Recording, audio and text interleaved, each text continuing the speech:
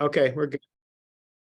Yeah, go ahead. All right, I'm going to start that again. All right, this is the meeting of the Sixtown Regional Planning Board on January 31, and we began the meeting at 6:32, and we're doing a roll call vote as required. And we started with, let me put this off my screen, with Mike, please. We're going to do it again. Mike, Mike Naughton, present.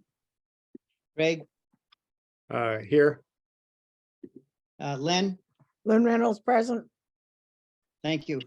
Jen, Jen Coffin here. yeah, and we're just for documentation purposes that you're participating. And Pat I'm here too. and Deb Loomer, Yep, here. Bill, Yes. Karen, Karen O'Neill here. Christy, Christy Solda here. Steve, Steve Richter here. thank you. Deb Bote Here. and Michelle. Here. All right.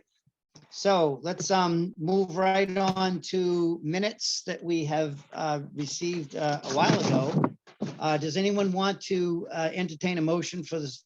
So I had suggested, I don't know if this is a good suggestion or not, that we make a motion to include all the ones that we have. We can't do the 5th. And Steve, you sent out the 15th, correct? Correct. I looked at, it was so long ago, I was looking in my folder for them. So we can do one of two ways. We can very quickly just do each one. If someone has suggestions, we can do a roll call vote or a vote, or we can vote to a motion to include them all except for the 10-5. And then we could go through each one and make amendments and then take one vote on all of them if that works for folks. I have a question as to why my name is attached to one of them. If I'm the Jennifer on there, I wasn't a part of this conversation on October 5th, and it looks like Yeah. there's a Jennifer next to it. I didn't know if that was me. no, it's a different Jennifer. Okay, great. Okay, Excuse me. Make a motion to approve the minutes, all the minutes with the exception of October 5. So that'd be September 20th, 22, October 15th, 22, 11/15, 22, 12/6, 22, and 12/13, 22. And a second? I'll second it. All right, so Steve seconded. All right, so let's go with the first one. Does anyone have any amendments to make? Let me shut this clock off for September 20th.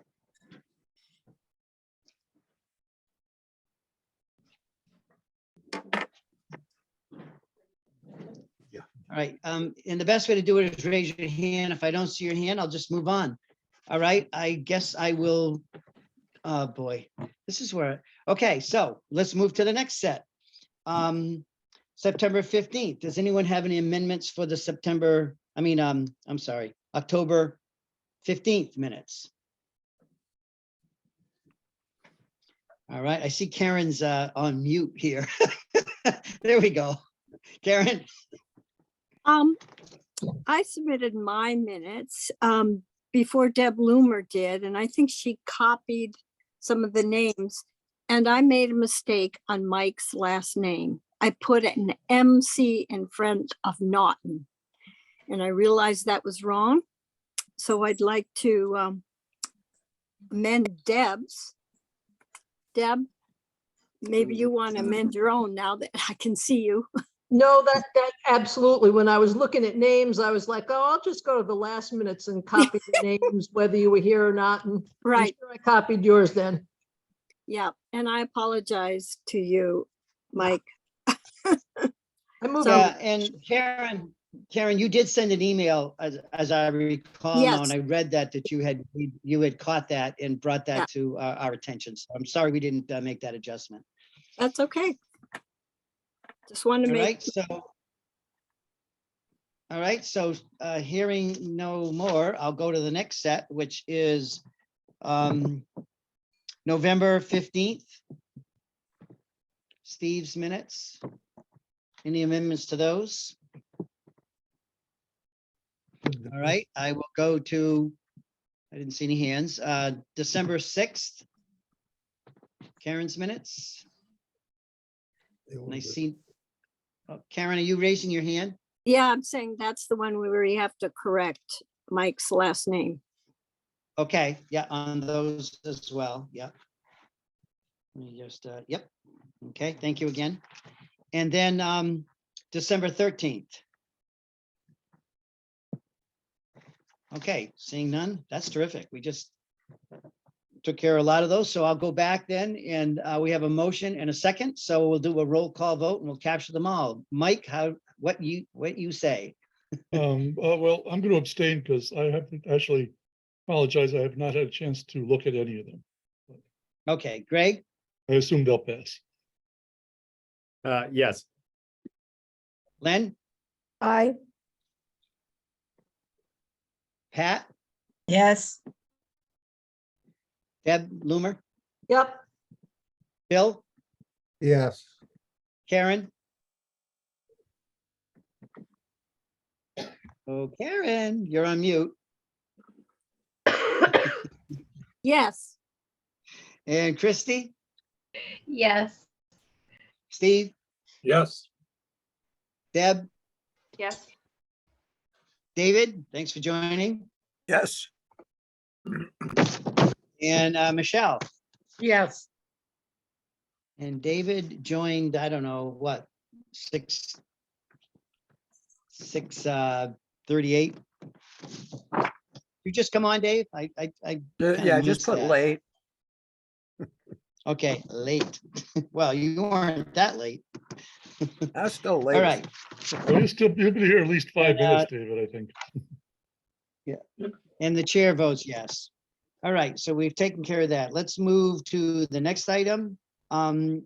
Just kind of a follow-up. I did meet with the students at Turner's Falls, and they are looking forward to meeting with the Pioneer students. They offered some suggestions. I had opened it up. I just explained a little bit about the purpose of giving them a heads up and telling them a little bit about what our work has been, and that we're planning on a field trip for Turner's Falls to go to Pioneer and vice versa to just look at the facility and then have a kind of a think tank discussion about what they see, what they would see as the possibilities if the student bodies were to come together. What do they see as issues that we should be looking at? What concerns might they have, and so forth. So I think that we will get a lot of really good information by listening to what they have to say.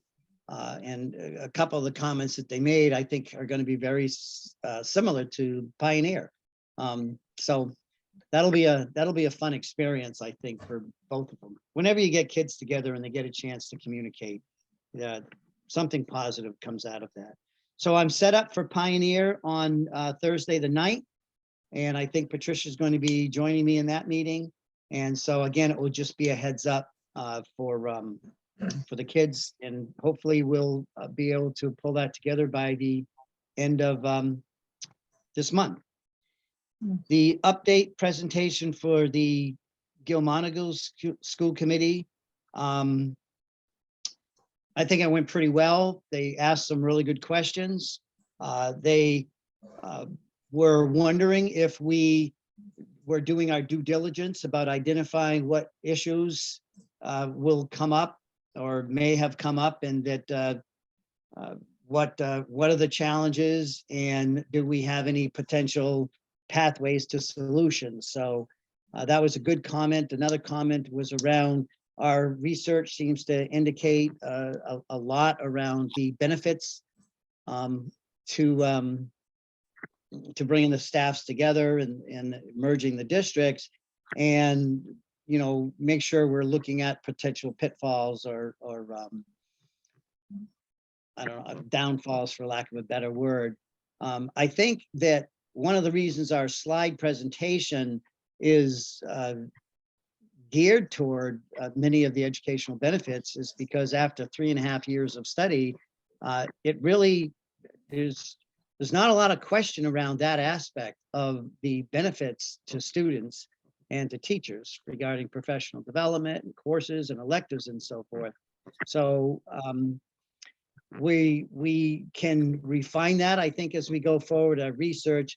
We really have to get a really good handle on the second piece, which is the financial part to that. What's the impact on the towns? What will be the impact on their assessments, on the taxes and so forth? So that's another phase of this that's going to be critically important to do.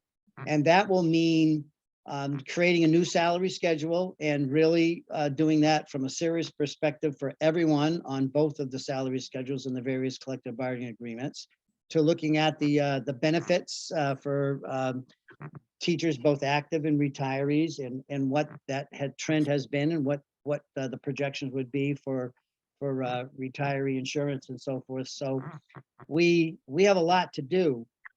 That information will help us to generate our projected budget. And then with that, we can then go forward to start looking at what assessments might look like. And Mike, your expertise, certainly when we get that information and the impact, and we actually can plug it into, here's what a projected budget would look like, will be really helpful to see, what we might be missing in that. So, so that is the next phase. No, I had my hand up. Looked like I was raising my own hand. So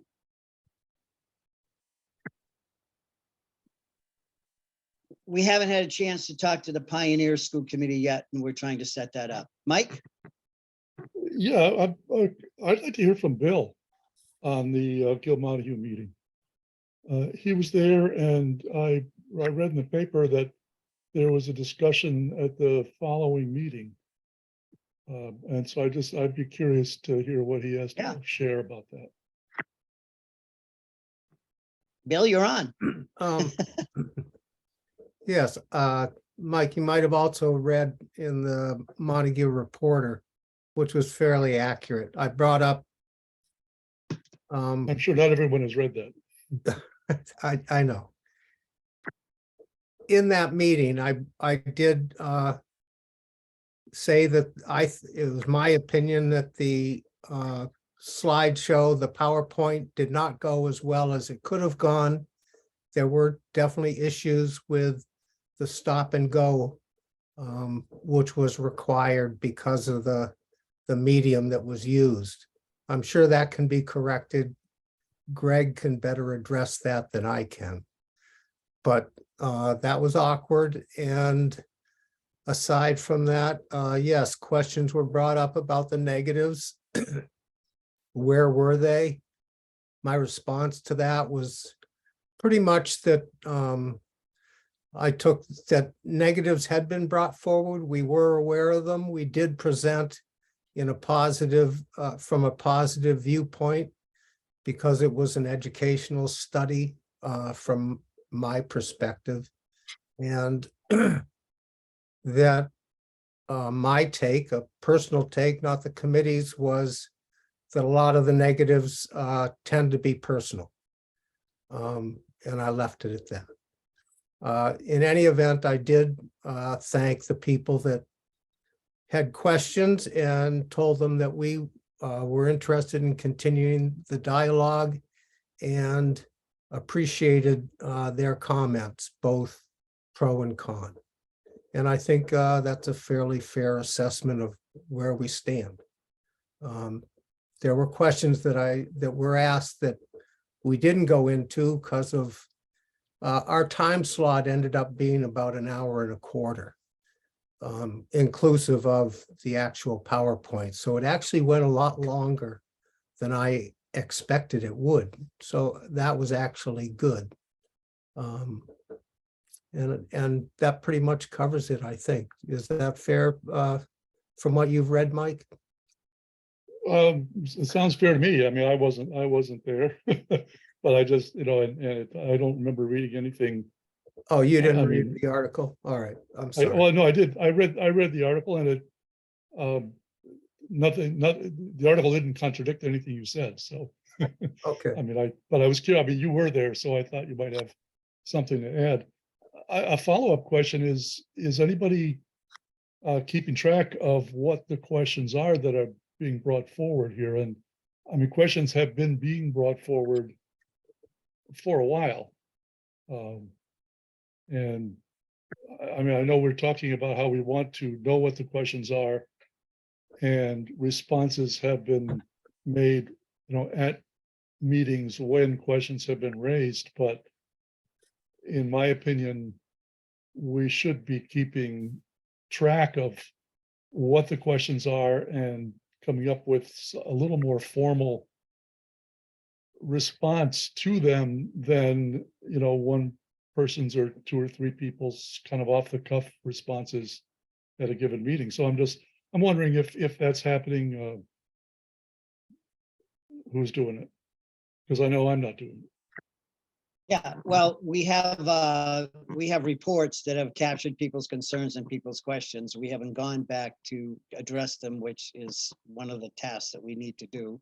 So, and I want to have Greg comment next, because I know that you addressed some of the logistical problems that were experienced in that presentation for an upcoming presentation. And then we'll go to Jen.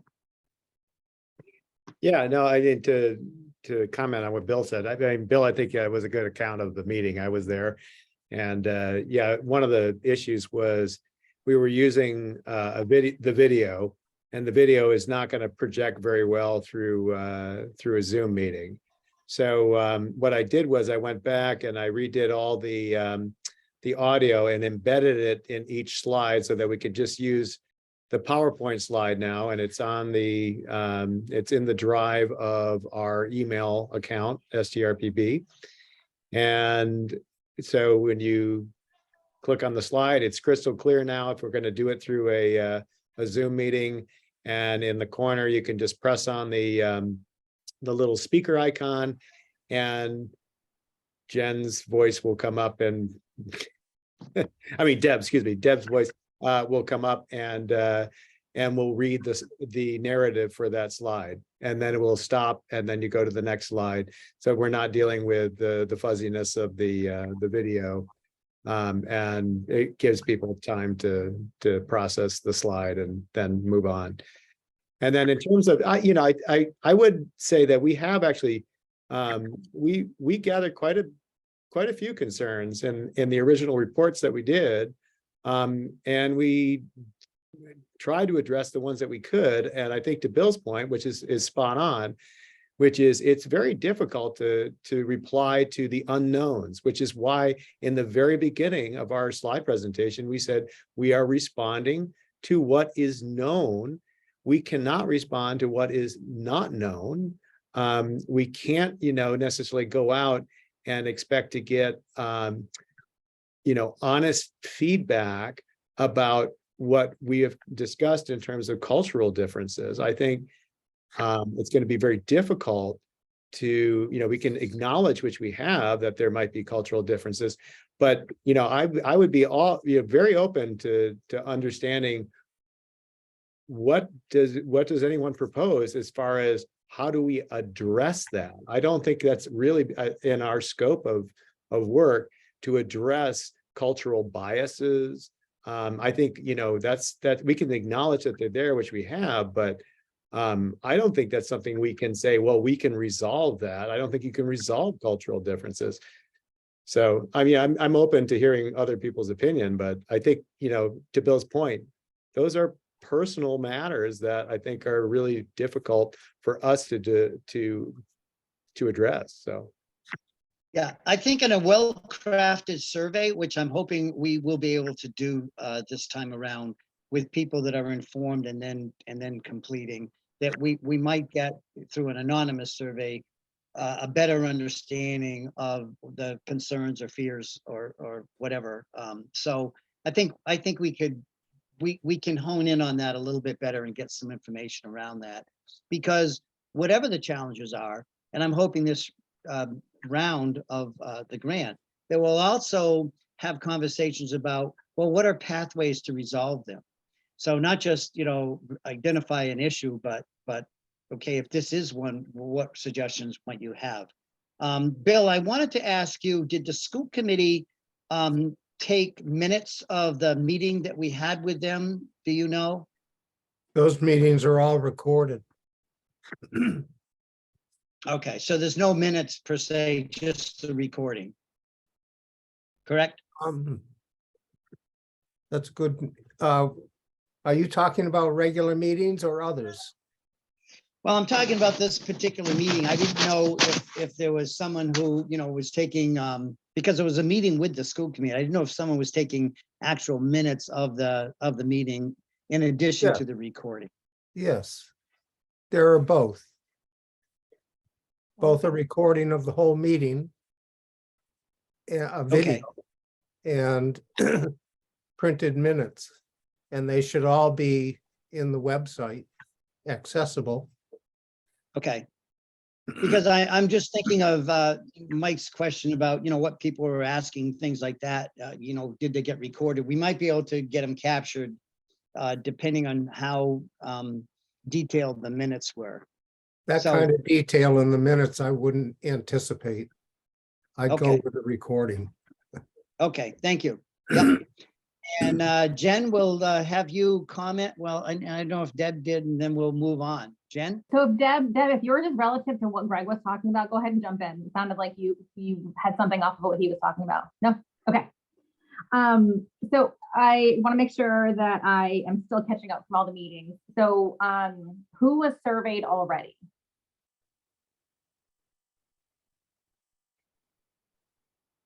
If you, Greg? if you go back to, on our website, you can find a series of reports. The most current are published in the reports and surveys. Okay. And it goes back to surveying and interviews with administration, with staff, faculty, with parents, with we also did another round of meeting with faculty to see what potential courses could be offered, what they saw as the pros and cons. We did that with both districts back in June, and that produced another report that came out in August. So there's been, and then there has been also work done on the, in terms of the facilities managers and looking at the facilities of both district buildings. Yeah, and the list goes on. There's been a lot of back end work over the last three years of surveys with parents and most stakeholders, including meetings with select boards and FinComs, and so we've really hit most of the stakeholders. I'll go back and look, and you must have found my notes, because what facilities will be used was my next question. Any issues with me going in and sort of organizing all of that, so we can, unless somebody's already taken a look, but it sounds like maybe there's feedback that we haven't necessarily put side by side, or, I think organizing that and then polling the folks again with new information to see if minds have changed or what their thoughts are. Has anybody done anything with the old survey results and questions?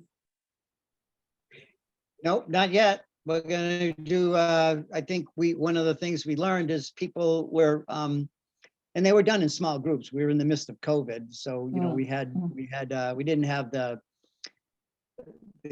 wide breadth that we were looking for, but I think we got pretty good, information from a small group. So we want to expand that.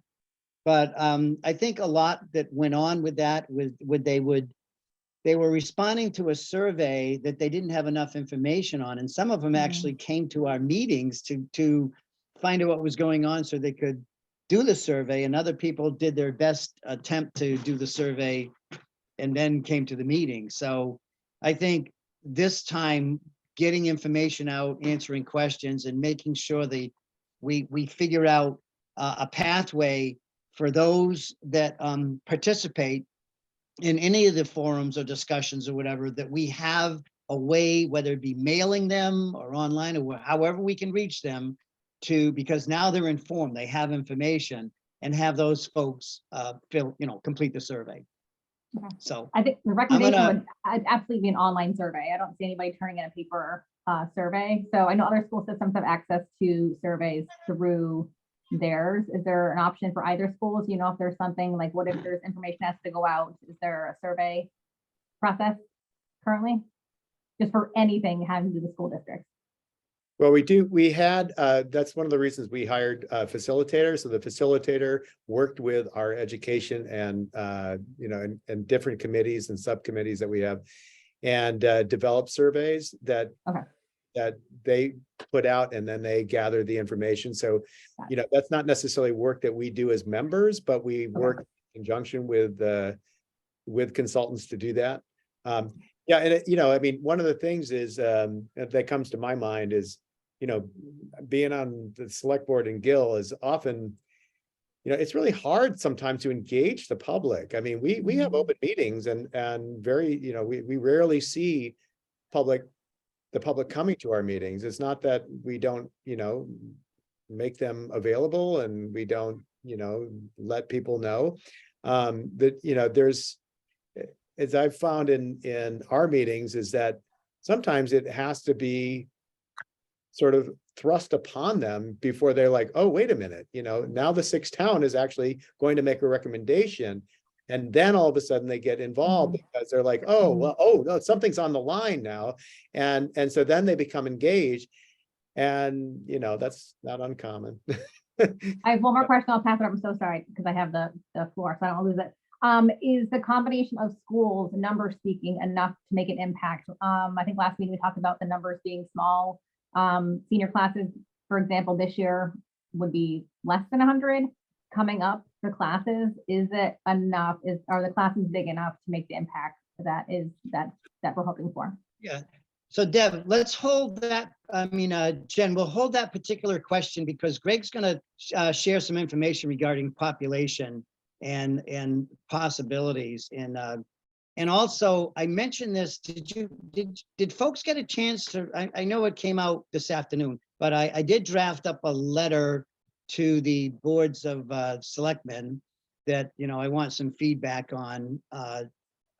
Besides the apostrophe that needs in the S that needs to be added under the board's proposal, I noticed that was missing. So to get feedback from that at some point, but I did address that a little bit in the letter to the select board. So that came out this afternoon. So Mike, last comment, and let's go to the next item. Or did I do Deb? Deb, did you comment? Are you all set? Yep. Okay, Mike. Yeah, just a quick follow-up on Jen and Greg's. I'm wondering, I mean, Greg did a good job of describing all the sort of documentation that has been produced over our, going on 4 years worth of process here. But it occurs to me that someone who hasn't been through it all, going and, sort of finding a bunch of stuff is like walking into a room and seeing piles of things and, where do I start? And do we have a document that kind of lays out, what the sequence is, I mean, different reports by different consultants at different times, same consultants did, one report and then, another report after that, so that someone like Jen who's saying, I'd like to get a sense of what's been going on, can be told, well, here's what we got at the beginning, and then here's what we got next, and here's what we got next, and kind of go through it that way, rather than her trying to have to, or whoever trying to have to sort of figure it out. Because I think it just seems like that is more work than it would need to be. Yeah. Are you volunteering to do that, Mike, to go through the Well, I've done website it and for kind the of put together FTF what you think in page. buckets? I'm not volunteering to do it for the regular page. I mean, I think a number of us should be able to do that if it hasn't been done already. Alan? For Yeah. me, I think the slideshow is really the compilation of all the work that we have done. And so other than specific answers of, have we done surveys and things like that?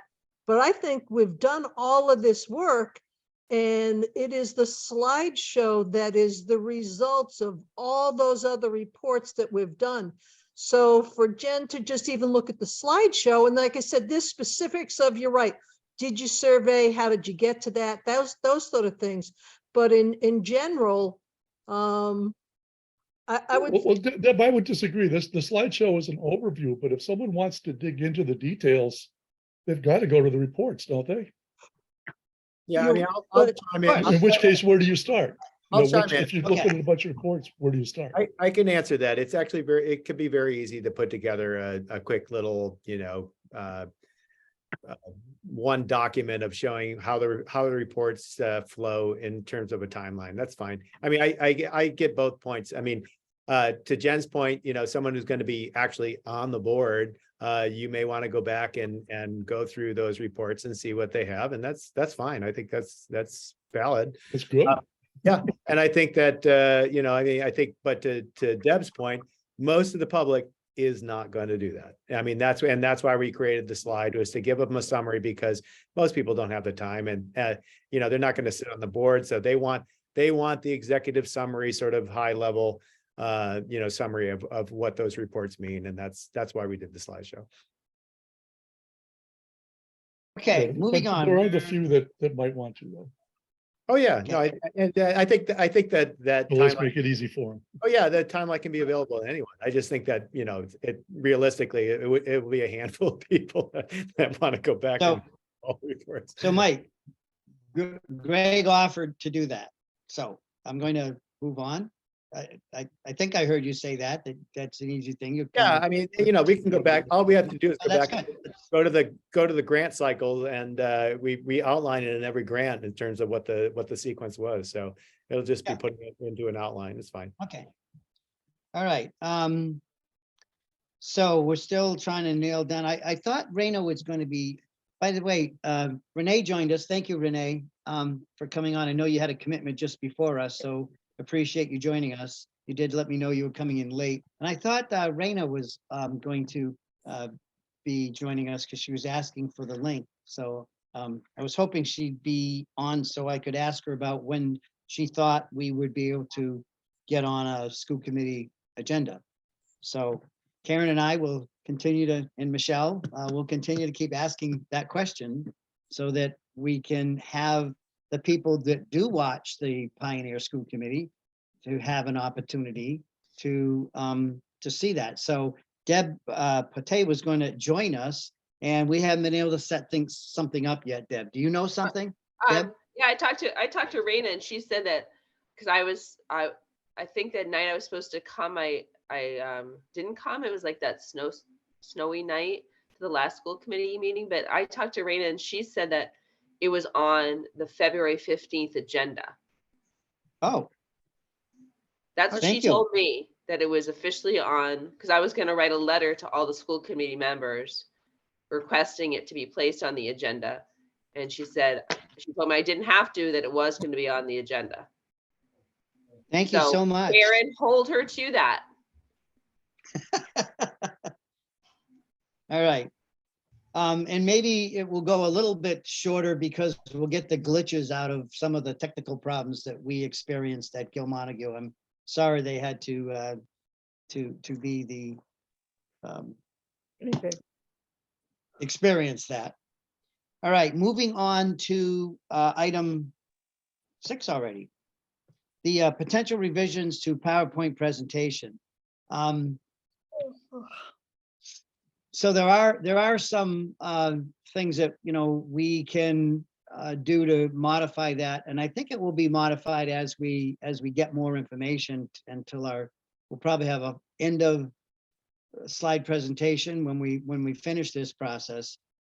But since there were questions about enrollment and questions about what would the populations look like, Greg went back and he discovered that both districts peaked in 1996, which is kind of interesting, both Pioneer and Gilmontague. And then Gilmontague declined a little quicker than Pioneer. Pioneer had choice students, so that slowed their decline. But both districts slowly declined over time until what we have today. And what was interesting about what he'll be throwing on the screen to show is that during that time, you had departments in the respective schools that had at least 4 or 5 teachers in a number of them. And, you know, it doesn't take much to imagine what a department of really highly talented teachers coming together to talk about curriculum and programs and ways to present things and their own professional development. I mean, it's just, if you've ever sat in and listened to teachers talk in these professional development opportunities, it's just such a benefit to students. And so as I was thinking about that and looking at information that Greg put, it occurred to me, and I'm talking, I think, to Deb and to Karen, and I'm thinking about others. What went through my head is looking at qualitative information, because the questions have been asked, well, what could you have? And so when we look at the enrollment and then we look how that would match up to what would happen if the populations were merged, it would be a really great conversation to have over coffee or something, to have 3 or 4 teachers that Karen and Deb, maybe some of your colleagues from that had retired, and could look back at that point in time when you had a pretty group, pretty strong group of teachers that could do things on the behalf of kids. So I want to follow that up at some point, that maybe we should be interviewing some of the teachers that could enlighten us about what might be possible and what was possible for their scheduling and for their electives. Deb, you have your hand up? Yep, Alan, I think that was one of the things you found in your meetings with the faculty in June, the people that met. One of their big educational pluses was the fact that they would actually have colleagues to share their thoughts and their plans and their goals and all those things. And in the staff now were people who came up with, that was one of the huge educational benefits, that they wouldn't be isolated. I certainly would talk to retired teachers, and I know someone who's at a very large school in Eastern Mass now, who has a very large contingent in the business department, and she talks about how she, at least at Turner's, she was the only business teacher. She also taught math, but when it came to business, how difficult it was to talk about new ideas and practices and so forth. So the fact that the staff now is well aware of it, and like I said, if you would like Karen and I to speak to retired teachers within our respective districts to see what it meant to them. I know Karen went on many conferences with one of the Turner's Falls teachers, Hannah Neville, and they would go to the same conferences and so forth. So yeah, I will put together some sort of a response to what it meant to retired teachers when the enrollment was larger, to be able to share professional practices. Yeah, and maybe, so we can follow this up in another meeting, but maybe Karen and Deb, you and I can just have a Zoom conversation around how would we do something like that? You know, maybe it's a Zoom meeting with educators that we bring in from when enrollments were higher and things that they could do. So we can talk later about that. I didn't really mean to digress too far on that. Greg, are you in a position where you can share the enrollment data? And I'm going to lose everybody, so you'll have to interrupt. I can also share, what, because, Mike and I got in a little bit of a heated conversation last time about the educational benefits, and I think we misunderstood each other. Now that I got some of your perspective, which Alan forwarded on to me, and I think it's tough if you haven't educated to understand the impact of a growing faculty and a growing enrollment. I think those of us who have taught can see it immediately when you see a chart that looks like this, and I'll share this with you, which is in the original report, which was a written report. This goes back to one of our first original reports, and it's basically a proposal. And to be honest, we don't know exactly what the numbers are because, we haven't formed a new district. But when you see something like this, where you're seeing a comparison high school first of Clinton, you're seeing Turner's Falls at the current level of staffing, and then you're seeing Pioneer at its current level of staffing.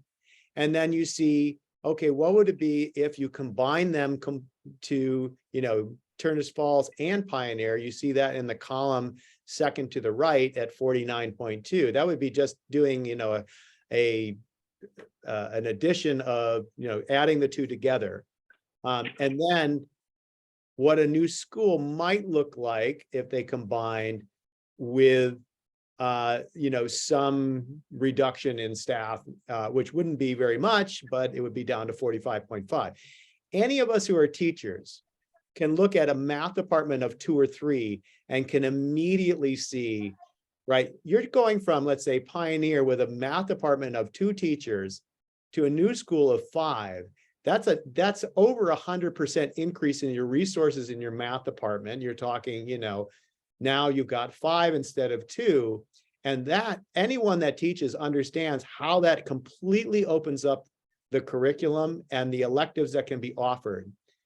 When you only have one person, if you look at the numbers where you have one person teaching, that constrains your ability to be able to schedule very, very much. I mean, you wind up, that person teaches, let's say 4 or 5 courses, that's it. There's no flexibility there. And so when you see going even from 1 to 2, you're increasing the resource by 100%. And you all of a sudden open up the schedule for potential, not just potential, but for real electives to be offered in the subject area. And I know Deb, I know anyone that teaches, Deb, Karen, when you see something like this, what it means. That is a significant impact in terms of what could be offered within your department, what kind of collaboration happens within your department, the possibilities for integrated approaches, and all that comes into view. When you are constrained and your numbers are running 2, 1, maybe as high as 3, that's really difficult to schedule. It's really difficult to offer meaningful electives. So when you start going to 5, 4, 7, some of them, a librarian is not really a department. So, there you go. You still only need one librarian. But, some of these things could be, upped in one location in one subject area and reduced a little in another, depending on the student needs and the desires of the students and what they want to study. So, when we talk about this, for those who aren't, some of you haven't educated, when you see a department, a school that only has 25 teachers and you go to 45, it is a very significant impact on the curriculum, what can be offered, how the curriculum is designed, what kind of collaboration and integration can happen, and overall the amount of resources, right? If you only have one resource, one teacher, you're getting that one perspective for that particular department. You're not getting a multiplicity of approaches. Each teacher brings a different approach in how they teach, and that works for some students and not for other students. So some student might hear, I hear this algebra teacher is great because they work within a particular approach, whereas the other algebra teacher might work with a different approach. And therefore, one student gravitates towards that teacher, another gravitates towards another. So we cannot underestimate the significant impact of a high school, and we're focusing on, I focus on the high school because that's where the most dramatic declines in enrollment have been. So, and I'll put that up in a second. But, you know, and again, that is not to deny that there's serious, you know, there's other challenges on the financial side, and there are going to be challenges on the cultural side. I don't, you know, personally know how to address those cultural issues. There's no way to, you know, it's sort of like saying, let's solve the Stay with problem. this slide, though. No, I Rick, know. stay with- But again, what I'm trying to say is put it into context. I don't know how to solve school choice out, nor has anyone else, right? It keeps happening. If we knew the resolution, it would have happened. So, you know, those are the kind of things. But what we can do is point to something like this, which is not fictitious. It's real numbers. It's a real impact that is potential, and it would have significant educational benefits. That's the reason why we are sure about the educational benefits. So I agree with Mike, though. I mean, we do need to do more dive into the financial. So now let me go on to the enrollment. I just thought it was interesting what I found in the DART data.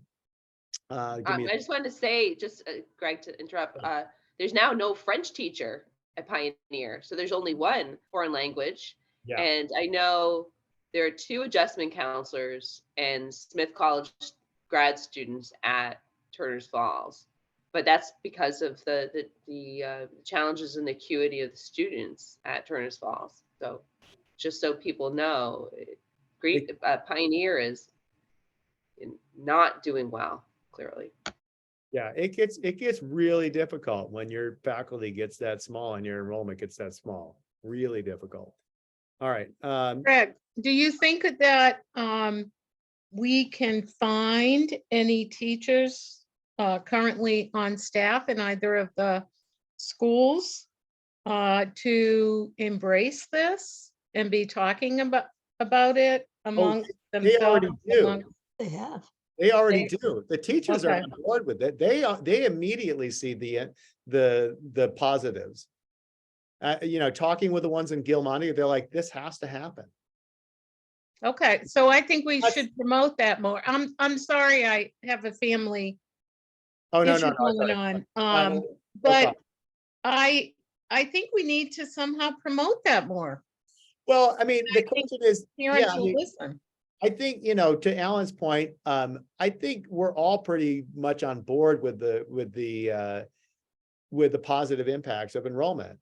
But what we found in the Gilmontague School Committee was that, you know, we need to be able to present the challenges. Some of them we dismiss because they're just things that I don't think we can know or possibly solve.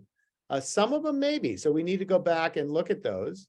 But I think to Alan and Mike's point that we need to do another financial dive, which I think is to get some more specifics on things like salary schedule and some of the other question marks. So that's not to, you know, again, I was never, to you, Mike, in terms of, you know, our exchange, I was never in disagreement with that. I was only in disagreement in that I was interpreting your position as we don't really know the educational benefits, and I think we do. I think we definitely know those benefits. So, but here, So, to Michelle, to your point, though, when I started talking and reviewing the data, I said, I think this is important and should be included in the presentation in the slideshow as a slide, but with a much shorter explanation than you know, Greg did right now in terms of you know, going over all the aspects. I think it could, you know, in a much more succinct way to make that point. So I'm gonna suggest that we add it with a script and we look at it and we put it in as we go out to PTAs and PTOs and staff and others as we move forward. yeah, so I just, you know, I pulled this data up. This is the enrollment trends for PVRSD over the last, you know, like 4 or 5 years. What's interesting is, you know, someone said that that enrollment was leveling off and trending up. That is true, but it's not the case with the high school. And that's what I think, can be very tricky, is that enrollment continues to trend downward for Pioneer. It's better with Gil-Montague. Gil-Montague's is starting to level off, and their high school enrollment seems to be leveling off in the 190. Sometimes it go down to 180. Sometimes it goes up to 196.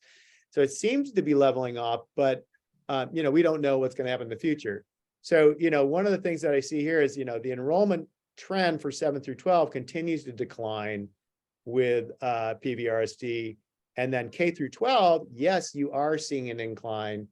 So, we have to be careful to say, well, the enrollment, sure, the enrollment is leveling off or possibly even increasing throughout the entire district, but not necessarily the case with 7 through 12. Greg, is this attending or foundation? I believe this is attending. Are these attending numbers off DART, or is it foundation? I can't remember, to be honest. DART is attending. Yeah, so that's attending enrollment. It's off DART, okay. So these are off DART. These are from the trend. You can go in and choose your school, go into enrollment, hit the trend, and these will come up. The only, there's one glitch there for the Turner's Falls. It doesn't provide the data, and it says they're working on it. So I couldn't get the trend line for Turner's Falls High School. So what I did was I did copy some of the numbers, but kind of just interesting information. In 2010, the high school and middle school enrollment peaked for Pioneer, even though their total enrollment peaked back in 1996. So they were in decline as of 1996 in their total enrollment. So you're losing, total enrollment throughout the district. And then, but their middle school and high school continue to kind of increase up until 2010. And then you have very significant decreases from 2010 till now. So Was Vernon a factor in that? it could be. Well, remember, Vernon did go offline. Was what? They kind of went off around 2015. Is my guess, that because the plant sort of shut down in 14. So I could see that as being, definitely affecting their enrollment and drop off in their middle school and high school enrollment. Yeah, I think you're right. Yeah. Greg, just two quick thoughts. One of them would be, how long would it take us over time to get to a point where the staffs would be, where the student enrollment would be, if we brought them both together in 2 years or 3 years? I would imagine it would take many, many years to get to that level. The other thing is, the other unknown that we have is, we don't know if we have a comprehensive high school that has, these departments that are larger and more creativity in courses, electives, programs, and services. Maybe we don't lose as many school choice kids. Maybe we gain school choice kids, but that's in the column of a concern, because we don't know that. Yeah. We So, could speculate either way. Let me so I'll finish up here though quickly. So, the total enrollment numbers for K through 12 were 657. You can see it peaked in 1996 at 1242. So, the entire district has experienced a 47% drop since 1996. So it's a pretty hefty drop. The decline in the high school enrollment has been much higher. It's been 56% from its peak in 2010. Decline in middle school has been less so, 47. The decline overall in middle school and high school has been 53% since its peak. So those are numbers that would be, that those numbers I don't think are coming back anytime in our lifetime. Gil-Montague, total enrollment, is at 845 right now. The projections that I received today from Joanne in regard to the budget meeting that's happening right now is that foundation enrollment, it looks like it's going to be dropping 60 students. That's the projection for next year. I don't know what attending will be until we get there, but So the Gil Montague has also been leveling off in terms of this overall trend. The middle school continues to decline. Like I said, the high school, I had to write the numbers in because they wouldn't give a trend line, so they're right here. And so they, you get to, the last 4 years and you're beginning to see, a leveling off. It goes 198 down to 190, down to 184, back up to 194. Chances are it could be a little lower next year. So the change from peak to total enrollments, you're looking at, Great Falls Middle School enrollment peaked in 98, even though the total enrollment peaked in 96 at 324. The Turners Falls High School peaked at 455 in 2000. So you have a total enrollment peaking in 1996 of 1,643 students. We're now at 845. So, these are very significant changes. The decline from the peak high school enrollment, which was back in 2000, it has declined 57%. Middle school, though, actually has held better. It's done favored, has fared well. I mean, it's still declined 36%. But it's not quite as bad as some of the other numbers. So, and then I had thrown, this thing in the back on the second page, but which you've already seen. But so, these are pretty significant drops in the history. I pulled them up because you often see the decline in Gil Montague doesn't look quite so bad in the last 10 years, because it wasn't, because most of the significant declines happened between 96 and 2010. So really bad declines there. Whereas Pioneer is just the opposite. They both peak in 96. Pioneer sort of gradually, is declining, but their middle school and high school are sort of increasing, even though the net overall is declining because of, I think, choicing in.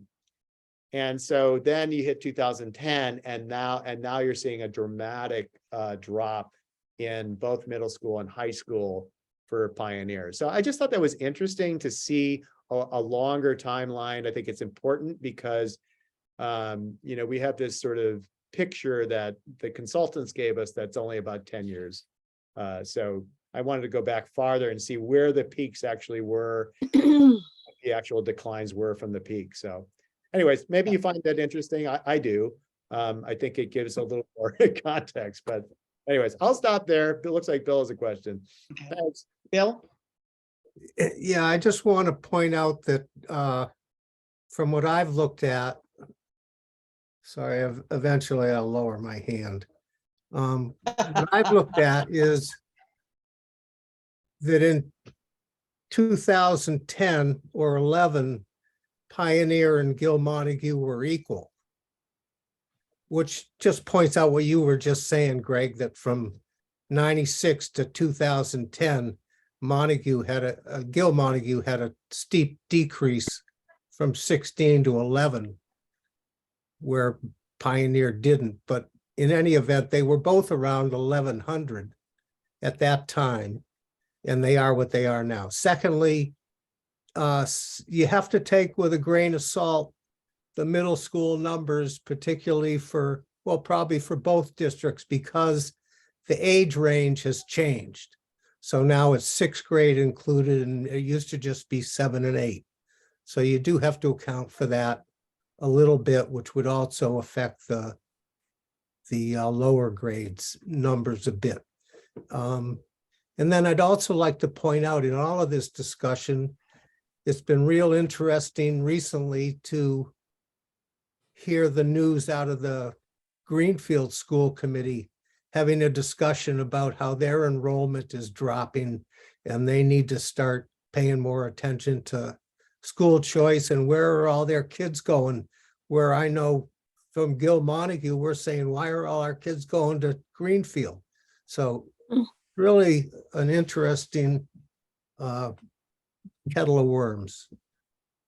Thanks. So one of the, yeah, Can I thank say you. One something? of the takeaways, yeah, go ahead. Oh, I'm sorry, Deb. Yeah, go ahead. It's funny, I had a conversation with someone about the decline, this is maybe just an aside, the decline in Greenfield, and this person talked about maybe we should just combine all these schools, that Greenfield could support probably, that the school itself could probably support both Pioneer and Turner's because the Wow. population has gone down. I know, isn't that crazy?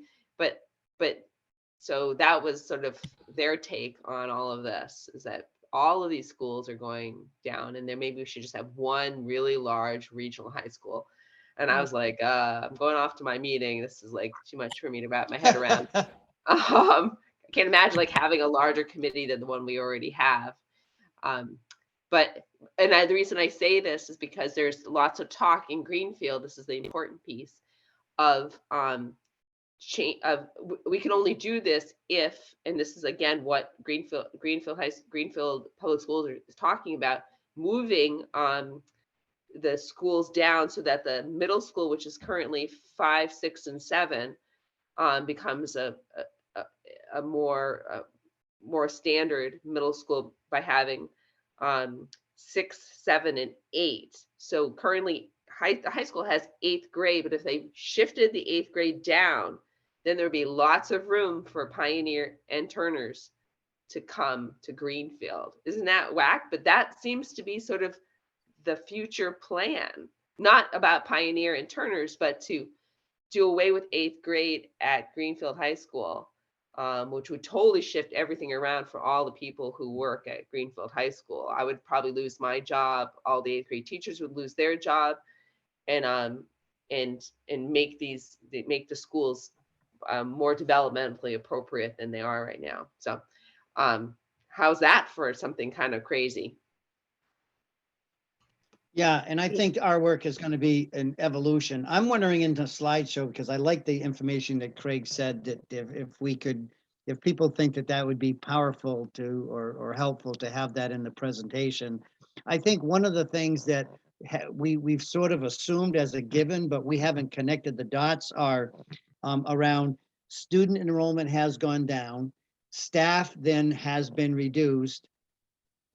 Therefore, programs and services and opportunities have been reduced. So it's a link of those three together. And we talk about those sometimes like in a vacuum, when we're presenting, but maybe we need to make a much clearer link between the impact of declining enrollment, staff reductions, and what's available for kids.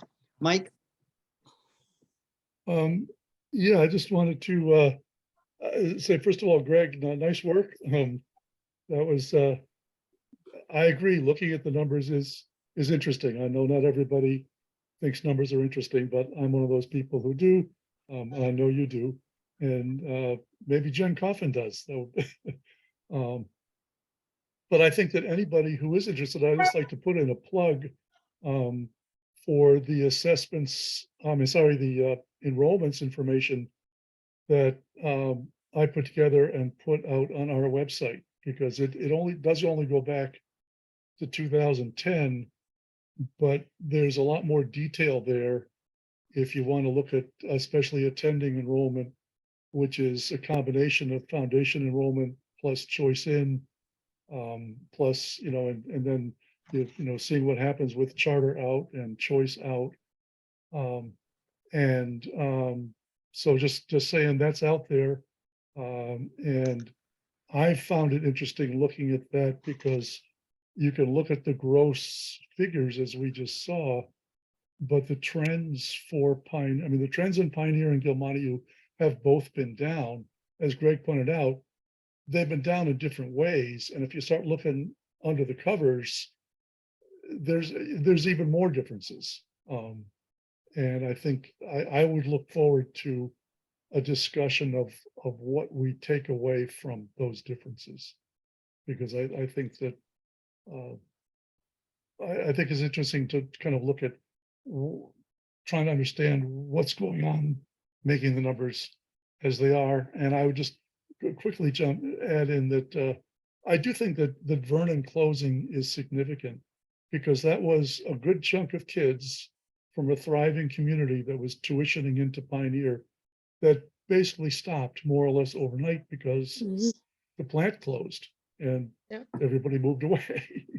Right. And that, so comparing before then and after then is kind of apples to oranges, in my opinion, or at least you could make that argument. And so, which is different in Gilmontague did not experience any event like that in that time period. So, meaning from the late 90s until now. So I just think that those two time difference periods are different for the two districts for at least that reason. Alan? This is true. The result is the same, but for different reasons and much more dramatic for Pioneer with that closing. Deb? Alan, the event in Montague was certainly the closing of Montague Center School, which was a philosophical difference between Montague Center people and the rest of Turner's Falls. And you would find that there was a very large decrease then because people then decided it was a political thing. So there was an event in Turner's Falls, just a different type of event.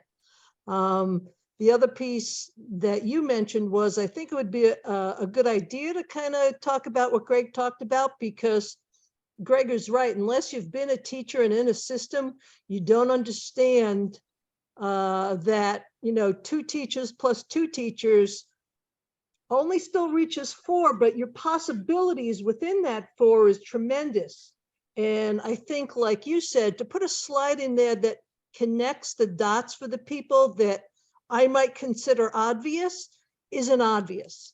And so I think that would be a good thing to do, is to connect those dots. And there was a third point, but it's gone. Well, you can come back. We'll go to Karen, and then if you think of it, we'll go back to you. Karen? Yeah, a couple of things. First of all, I think a major contributor to the growth and the peak in 2010, as prior to that, Hey, we I'm had, sort of on a Zoom meeting, but I just got my video off. And the voice, oh, wait a minute. Michelle, Michelle? you're not on mute. You're not on mute, Michelle. yeah, she Oh, is. Thank you. sorry. That's no Um, problem. A major contributor was we got a new building. We saw our school choice numbers go way up when we got a new building. The state of a building says a lot to the students. It says, we care about you. We care about the environment in which you learn. And the biggest piece of evidence I have for that, we had a lot of problem with kids smoking in the bathrooms. That totally ended when we had a new school. It was done. It was done for years. So environment makes a big difference. My second point is all of the discussion we have here about the value of more staff, more students, assumes this is going to remain a traditional school. And I'm really interested in what might be going on in other rural areas to keep the schools strong that are necessarily small. I've taught at 2 high schools, 9 through 12, where the number of students was between 100 and 200. And we turned out leaders, we turned out students who went to Ivy League colleges and so forth. And we did it a lot through interdepartmental collaboration. And we did some innovative things. Now, my third point is, when I was a lone biology teacher at Pioneer, I felt lonely.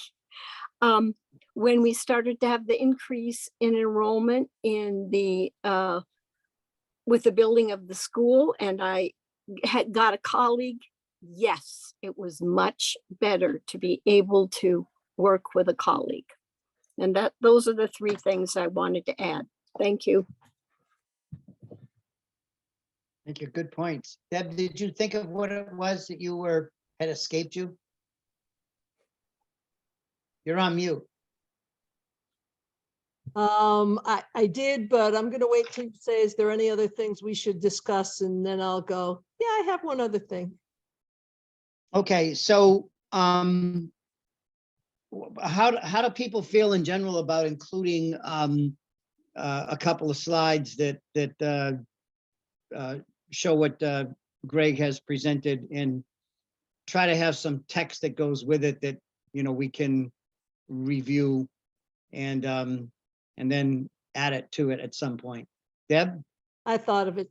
The one thing I'd like to say is I don't want to go down the road of including choice, school choice, people in, people out, because then you get back to asking the question and the public goes, well, why are they leaving and where are they going? And I don't think that's what we're charged with. I want to keep with what this is our enrollment. Doesn't matter why it's on our enrollment. This is our enrollment. This is what we have to deal with. Otherwise, you just open another can of worms with another set of questions that we don't have the answers to. Okay, back to my question. Should we include, how do people feel by consensus or whatever about adding a couple of slides to highlight the points that Greg had mentioned? Len?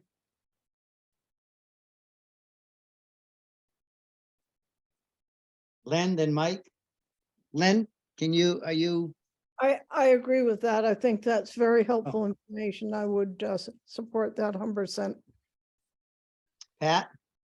It cannot do any harm at all, so I'm with Lynn. Mike? I don't have a problem with it, but I'm wondering how we deal with the people we've already shown the slideshow to. If we think that we're going to improve it, are we going to offer them somehow the benefits of that improvement? And how's that? I mean, I see it's sort of a logistical issue where we come up with a slideshow, we start showing it to the public. We started out by saying we're going to show it to the select boards first because we want to get their reaction.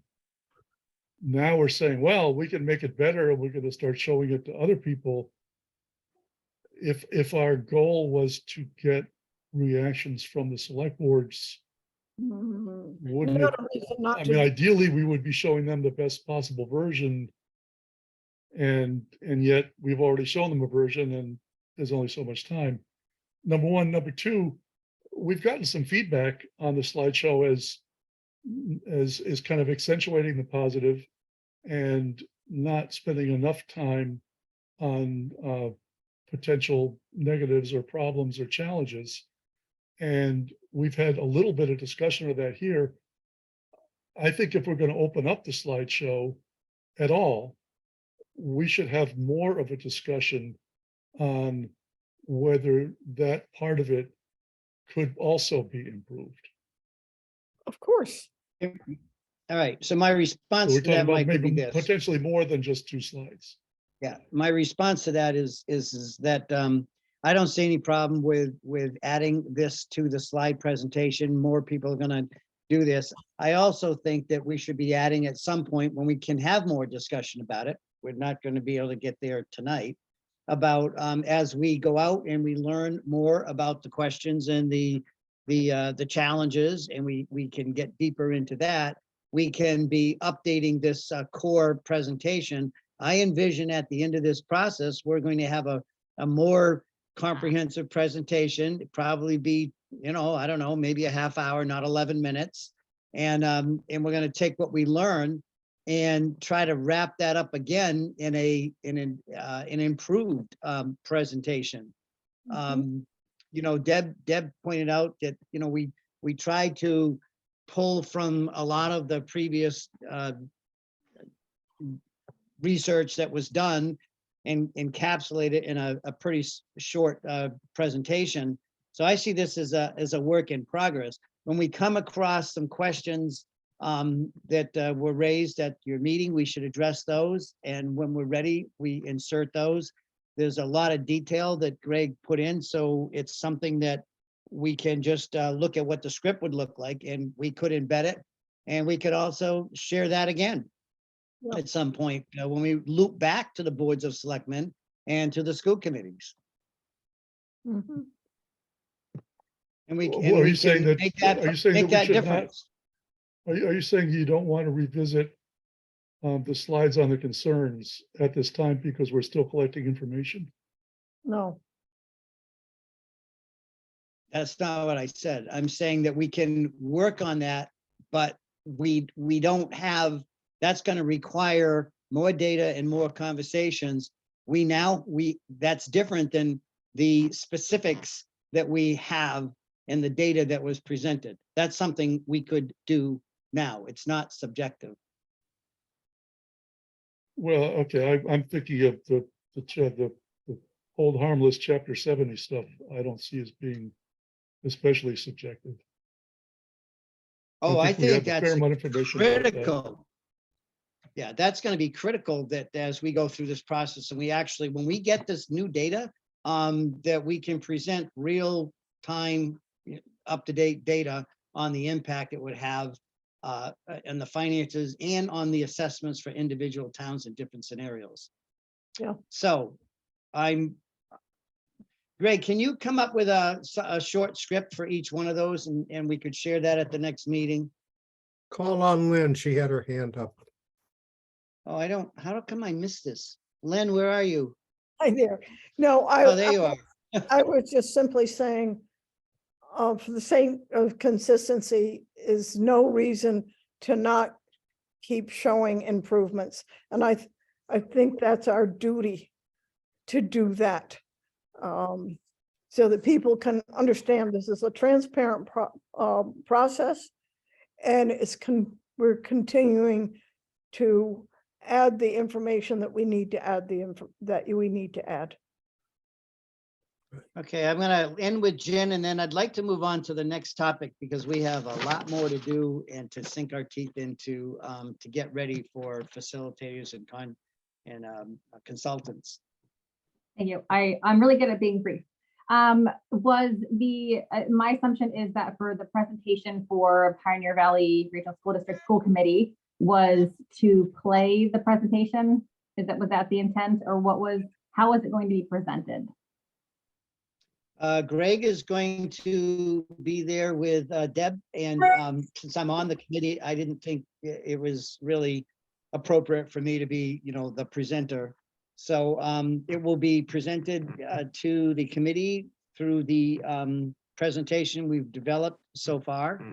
And so and then it'll be opened up, for questions and comments. So we want it to go to the school committee because there are a lot of parents that will watch the meeting and they'll see the presentation. Someone made a suggestion of, well, why don't we all watch it ahead of time and then, we can just have a meeting and start commenting on it. That defeats the whole purpose because there's a venue of people that will watch it if it's at a school committee meeting. So I have two recommendations for someone who isn't even sworn in yet. I would highly recommend not pushing play and playing a video in front of people. If that was, I don't know if that was the intent, or someone's going to go slide by slide and talk live. And there was a lot of information. I just re-pulled it up to look at it. I think it needs to be a little bit more digestible for the common public, even for myself, to be honest.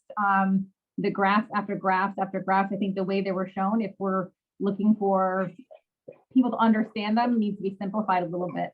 I don't know if that came up in the conversation, Bill, from the Gil Montague one. Was anybody confused about the graphs? And there seemed like there are a couple pages, a couple slides worth of graphs. So I didn't know if there's a way to condense it to make it more digestible.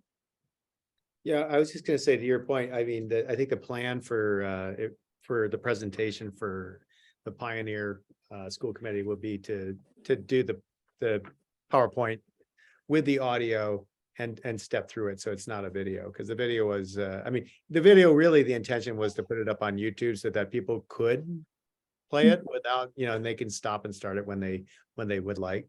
So I've redone it because I didn't foresee the incompatibility of the pixelation for the video, which is a tricky thing. I'm more of an audio guy, so that when the video came in, it kind of wound up being blurry, and I think that's problematic. So I will do it as a PowerPoint presentation with the audio, being played that's embedded in each slide. So it'll be, and we can talk about it slide by slide if necessary. The other, I mean, yeah, it's tough, you know, I mean, Mike can even talk to this because he put together the charts is, you know, I mean, we're trying to provide a certain amount of data, not just for the public, but for people that do also understand the sort of the nitty gritty. So, you know, we put these slides together for school committee members that may already have a handle on chapter 70 and select board and FinCom members that have the same. And so part of the process was to also speak to the slide and answer questions for those people that maybe don't understand it. You know, but we were trying to also include enough data in there so that those that do could, you know, kind of see the more detailed sort of representation. So, and maybe I'm wrong, Mike, but maybe you can chime in there. I don't, you know, I think that was the intent.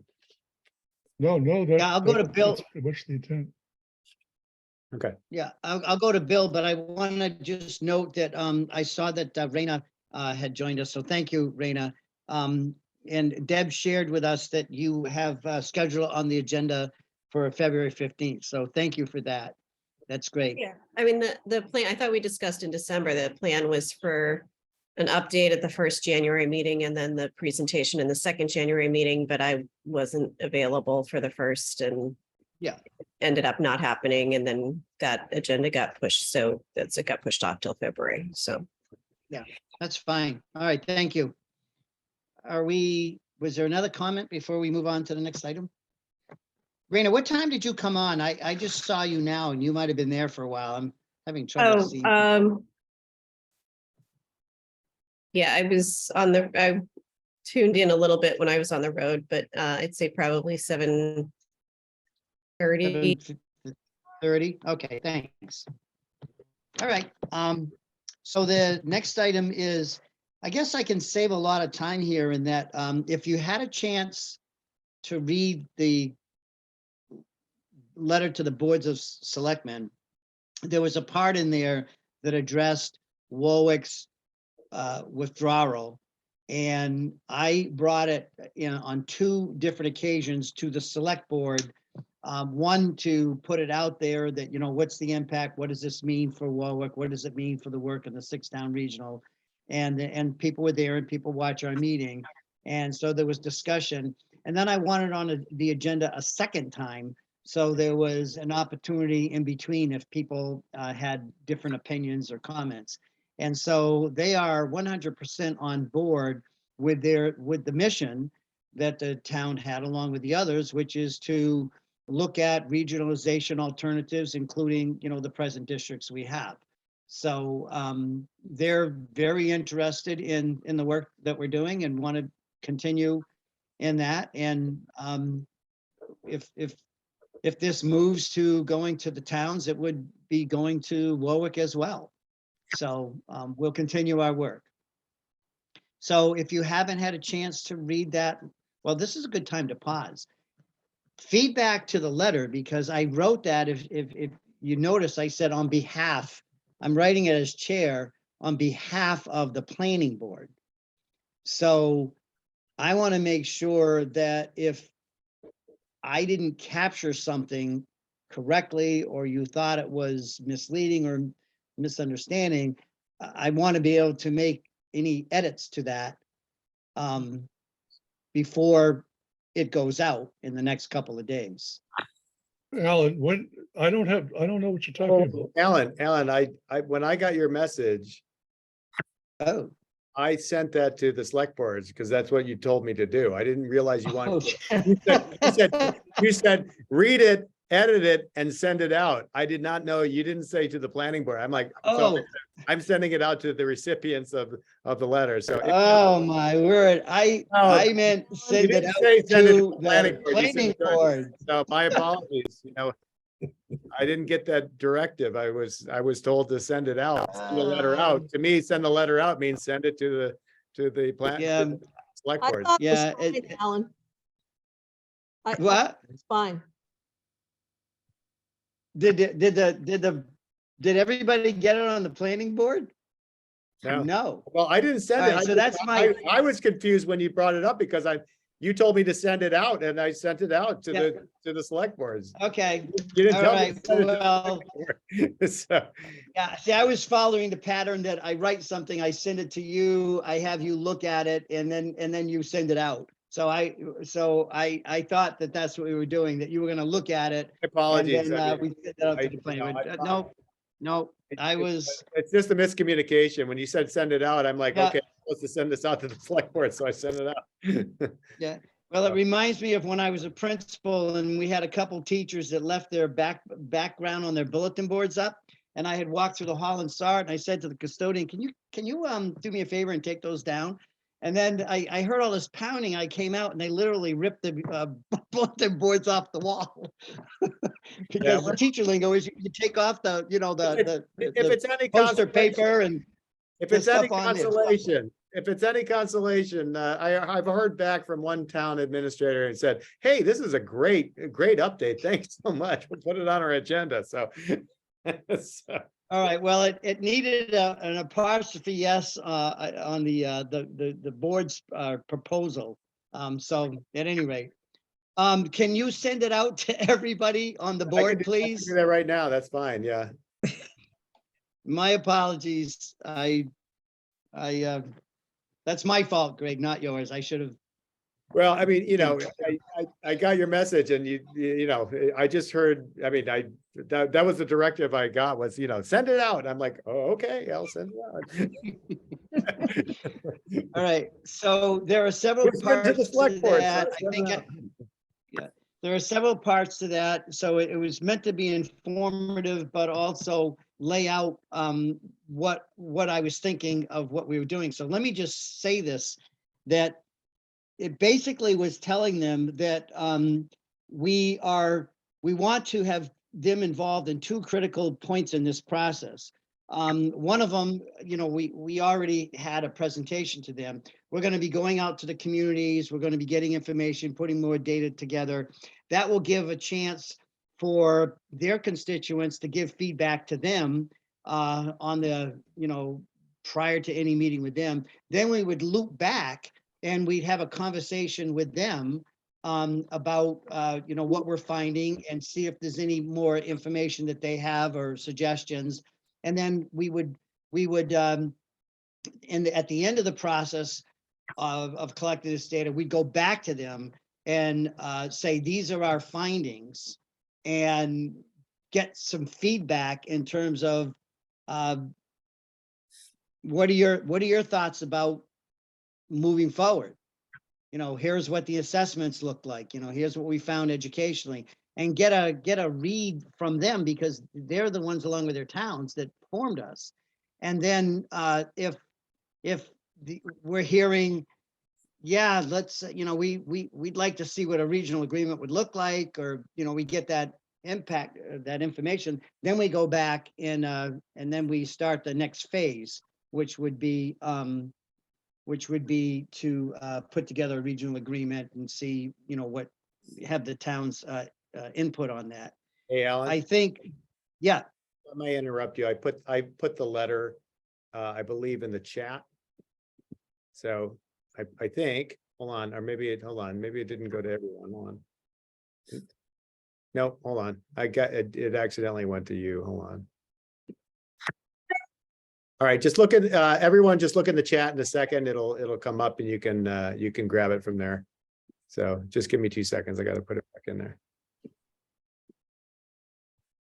so what I had said in that also, well, not what I said in that, but what I proposed before is there's three parts to this. One of them is the the educational piece, and I wanted to take a vote on that, because when people ask, are we as a board on board with the educational benefits, I would like to be able to say collectively, yes, we are. And then when they ask, so we vote on that. Then we go to the second piece and we look at all the finances, we talk about that, and we vote on whether or not what we think is this something that is compatible with the towns? Do we think the towns would be able to do this? And we might go to the boards of selectmen and get information before we do that. But we then take a vote on the second piece. The biggest part, and I put it in an equation, the A plus B equals C, is then we look at the big picture. We look at the overall. We look at the educational benefits. We look at the impact on the towns. We pull that all together, and then we make, I consider, our final vote of, now that we're considering all of this, what are we going to recommend? And then we make a recommendation to the towns, to the boards of selectmen, and then they would decide if they want to put it on a warrant or what would happen from there. So I tried to lay that out in the letter when you get a chance to look at it. Deb? I absolutely agree, and that was the thing that I had hoped to bring up, and I didn't know when. But I'd like to. We've been doing this for a while, and as you said, as you bring this to different constituencies, they say, well, what does the board think? You've been studying this for 4 years.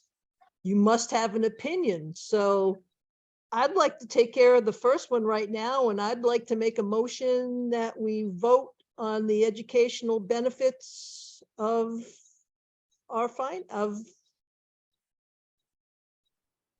someone help me, Greg, of The It results. has of to be a the- positive motion, so you would have to say that it benefited the educational opportunity for the kids or students or the districts, something like that, but it's got to be positive and have a point.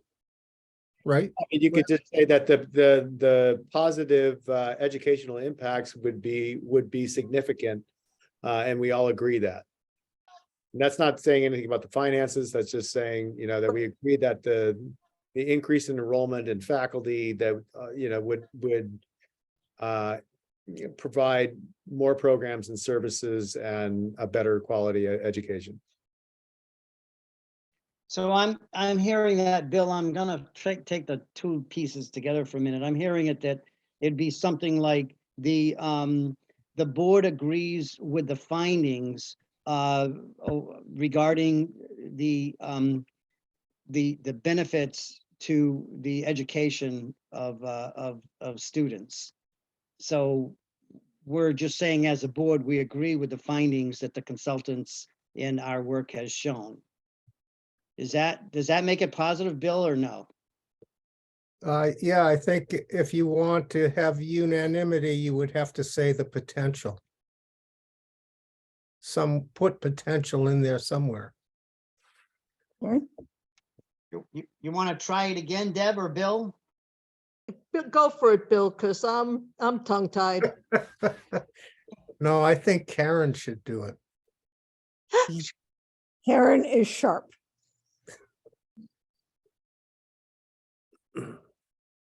Mike got his hand up. Mike has, Yeah. Mike? I mean, I don't mean to be a wet blanket here. I don't understand. Doesn't the slideshow already confirm this? No, Don't we say in the slideshow, here are known educational benefits from increasing enrollment? Wasn't the slideshow approved by this board? Isn't the slideshow what this board is presenting as our findings? I mean, I'm sorry, There's a I difference. really don't see the point of this.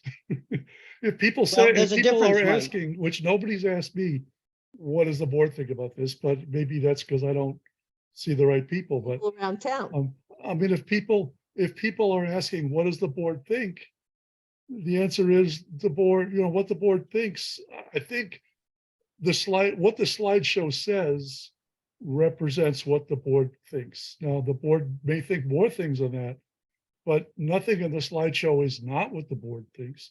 And the slideshow, as people have pointed out, is pretty heavy on the educational benefits. So I really kind of don't understand the urgency of doing this. I think It's we not did- about We should urgency. move on. We have plenty of work to do. Let's keep Well, going. we have I a mean, motion.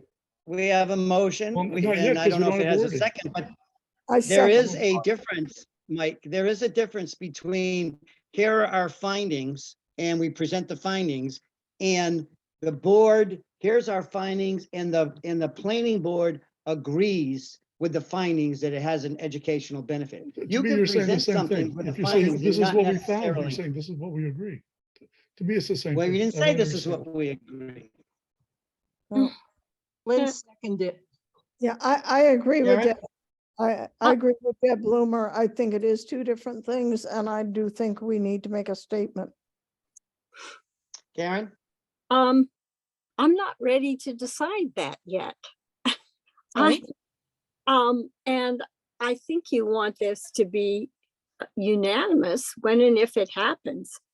But I need to see it in the context of the other part of this. And I think it could be misunderstood if it's reported that we took a vote and we all agree that the educational benefits are important to and would potentially result from this combination, that the discussion was over, and it's not without the financial part. But we're not voting. We're on not voting on the financial part. We're I just kn- saying, I understand that, Okay, but people, I got it. the public might not understand it. Well, we would They make may- that clear. Well, Okay, Well, I don't, Okay. I'm with Karen. I think Karen, you make a good point. Deb? I'll be honest with you, we've been doing this for 4 years. And if after 4 years, the people who are sitting in front of me now don't think that there is an educational advantage to doing this, then I guess I'd like to know that. Because I don't know what else we can come up with that's going to convince people who aren't sure that this is going to be an educational gain for the students of Pioneer and Gil Montague. And if you feel that way, that's okay. But spit it out there, because we've been doing a lot of work. And I guess I'm starting to think like, maybe people don't think this is a good idea educationally, not financially. And I'm not going to say this is something you're going to toss out there, but I think I would like to see the committee on record is saying that there are educational benefits to the combination of the Pioneer Valley Regional and Gil Montague schools. And if it doesn't come out unanimous, then so be it. But at some point, we've got to start making decisions. We can't stay in discussion meeting after meeting and year after, year. I mean, at some point, you got to spit it out there. I agree with Deb. Yeah. All right, well, unless someone makes a motion, I'm gonna move on because it will be, we I'll don't make have a a clear motion. motion. And we don't have a second. All right, Deb? Yeah, Lynn seconded it, but I'll put it in a more positive fashion. I move that the 6-town regional school committee planning board Endorse. endorse the educational benefits of the combination of the Pioneer Valley Regional and Gil Montague school districts. The potential, yes, Potential. yes. the That's potential what, if benefits. you add that word, I could vote for it. Thank you. Potential. Thanks. Bill, didn't go unnoticed, Bill, because I think that was important. So Len, is that the motion you're seconding? Yes. All right, let me start. I've been going left to right, so I start with Mike. Mike, we're only voting on that piece. We're gonna do the same thing when we really pull together that finance, and that could be a whole different ball of wax. Well, I understand that you're hoping for a unanimous vote. And frankly, I would like to abstain. But Okay. given the word potential, I am willing, I don't understand the point of this. I think it's a waste of time, quite frankly, no offense. I think we have a lot of work to do and we spend too much time doing things like this. I think the slideshow, as I said, has already answered this question. And I don't know why we have to keep coming back and answering it again. But I'll vote yes. We're and say, voting now. Let's move on. Thank you. All right, thank you. Chair votes yes. Greg, Yes. Pat? Pat, you're on mute. Frozen Can't too. hear. With the addition of potential, I will vote yes. Deb, Yes. Bill, Yeah. Yes. Karen, Yes, Steve, Yes. David, Yes. Lynn, Yes, Raina, Yes. Michelle, Yes. Renee, Yes. Christie, Yes. and everyone just got scrambled in my on my computer, so I don't know if I missed anyone. You all went in a different order. Did I miss anyone? Yourself. Oh, I said that, I thought I said the chair votes yes, but yes, And Jen, is Jen voting? No. not yet. No. How about Raina? I thought I called her. Raina, did you vote? You did. Yes, didn't I did. Okay. you? Okay. Yes. If it makes, So I if it think we makes have- people feel better, we could, when we vote on the financial, it'll be potential financial impacts too, so. okay. Okay, Can I ask a question right. about the leading into the financial? And that is, Sure. does anyone know if you were a regular district and you were in hold harmless and you formed a region with another district, would the formation of the district eliminate the hold harmless? That should be something that's on record, although it may have happened before hold harmless came to be, but it's totally possible that we should be looking at our financial as if it's a brand new district, everything is absolved in that regard, hold harmless from previous time, and you could just start with a clean slate. It might make it easier to give at least Yeah. one version of a financial. Right. Thanks. And so without, I'm not gonna talk a lot about that, but the bottom line is that the new district would both be in hold harmless right now. That's what we learned before. We talked to Rob O'Donnell about this. But that can change because it's gonna depend on the demographics. But right now, Pioneer's in hold harmless and Gilmontague would go into hold harmless, or the district would go into hold harmless as a whole district. But that could change. So when we get into the finances, we're gonna have some great conversations all around how that could potentially work. Because I see Gilmontague maybe going in it and coming back out of it and going back in it. So we'll see what the demographics look like, because it's not just losing 60 kids, it's the demographics behind the kids that the money's attached to. If that So makes in the any sense. run up to Warwick leaving the Pioneer District, we had DESI calculate our local aid in a new district, and they couldn't do it for a future year, but they did it as if we were part of this current FY 23. And the result was that Warwick out of the district, out of Pioneer District on its own, standing with its own wealth numbers currently, moves out of hold harmless and will get foundation support. So Pioneer's going to lose a couple $100,000 of aid with Warwick leaving the district, and Warwick out of the district is getting at least $100,000 more, because we were apparently poorer than the aggregation of the other towns. So what Alan is saying is borne out in the reverse, and early on, DESI didn't even realize this impediment to regional combinations. So I believe it's possible that we could legislatively or somehow address this, because it sort of structurally kills this idea and really will need to be addressed.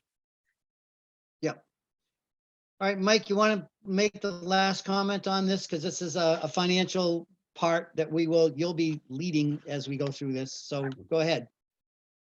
Okay, well, I guess I'll say it seems to me the way hold harmless works is you don't lose chapter 78. So my expectation is that if the two districts were to merge, DESI would add together the financial aid that they had received in the previous year, and they would not receive less, the new district would not receive less than that. It If seems that, pretty clear. It seems pretty clear since Pioneer is about $1 million, I think, in hold, due to hold, getting $1 million more due to hold harmless than they would according to the formula, that a merged district would stay in hold harmless for a while. And I've heard that maybe DESI will do something about this. I'd like to hear someone describe what they think could be done to fix it. I don't see any way to fix that situation under the Right. existing law. So, well, one way would be just to extrapolate it rather than recalculate. well, we could talk about that more. Alan, I would like to talk about something You're not necessarily. a little bigger picture. You talked about A plus B. A being, I guess, the educational piece, and B being the financial piece. And we've mentioned other aspects of this merger, namely the cultural. And by cultural, I would split that into cultural, meaning the towns, the populations, the communities, and also the schools themselves, which I understand do have different educational philosophies and cultures. And I personally would rather not just write those off by saying, well, there's no way we can really know, and I don't know how we would look into those. I would like to see us at least make an attempt to list what we see those issues as being based on the feedback that we have received from educators of both districts and community meetings, and that we will continue to receive, and then go down that list as a board and talk about whether there's, how we might best react to that. I think we've been too quick to just say, well, there's nothing we can do about that and move on. I'm not so sure there is nothing we can do about every single one of them. And so I would like to add another plus there and say it's not just education and financial. We should be looking at that third piece to the extent that we can. Part of our due diligence should be determining how much we can really say. And if the answer is nothing much really, we come to that conclusion having studied it, and not just, the way we have in this meeting, which is what we've been doing all along, to say, well, I don't know what we can do. So there we go. Mike, I don't disagree with you, except I do, and adding another variable in that when I put this out there in a letter to the select boards, I said that each one of those topics is complicated, and I used another word, and complex, and in terms of the things you're talking about now fall under A, and there's more variables that are there. And I agree with you that we can dig deeper into them, and we can present them as we develop our slide presentation for its final showing when we finish this process. So I don't disagree with you that we can do more work on that, get more information. And I think some of them, we can have pathways to how they might get resolved or be addressed. So you've said that 3 or 4 times, and I want you to know I am listening and I have heard you. Okay. Okay, good. Because I had gotten the sense that there was the financial and there was the educational, and that was it. So I'm happy. I'm glad to hear I was wrong on that. Yeah. And if I wasn't as clear as in that, because I said and others under A. So read that letter, and I guess I won't be getting your feedback on it before it went out because of my faux pas and get it out to everybody. I wanted to get out to Would it all make you sense before to the meeting. contact the select boards and say, sorry, that was a draft. We will send you the final letter, or are we just going to let it fly? Because Well, send they me your think they're getting an comments. official letter from the whole board, right? And Yeah, that's well, not send really me your true. comments. Mike, send me anybody, send me your comments on the letter. I'll be watching my email all day tomorrow. If you have any in terms of the letter did I misrepresent anything? I tried really hard not to. All right, which one are we on now? Updated, well, we did that, the update on the grant. So we have not, I thought I was gonna do this when we were gonna meet on the 17th, and so I did not do this, but I'm prepared to in terms of the facilitator. So Greg and I will be putting together a request for quotes on the work that we want our facilitator and our consultants to do. And you know, we'll take a look at the money, we'll find out what the rate was last time and what we're guessing the rate would be, hourly rate. We'll divide it out, we'll see how many hours we have. Then we'll take a look to see what we think can get accomplished within that because the grant was reduced.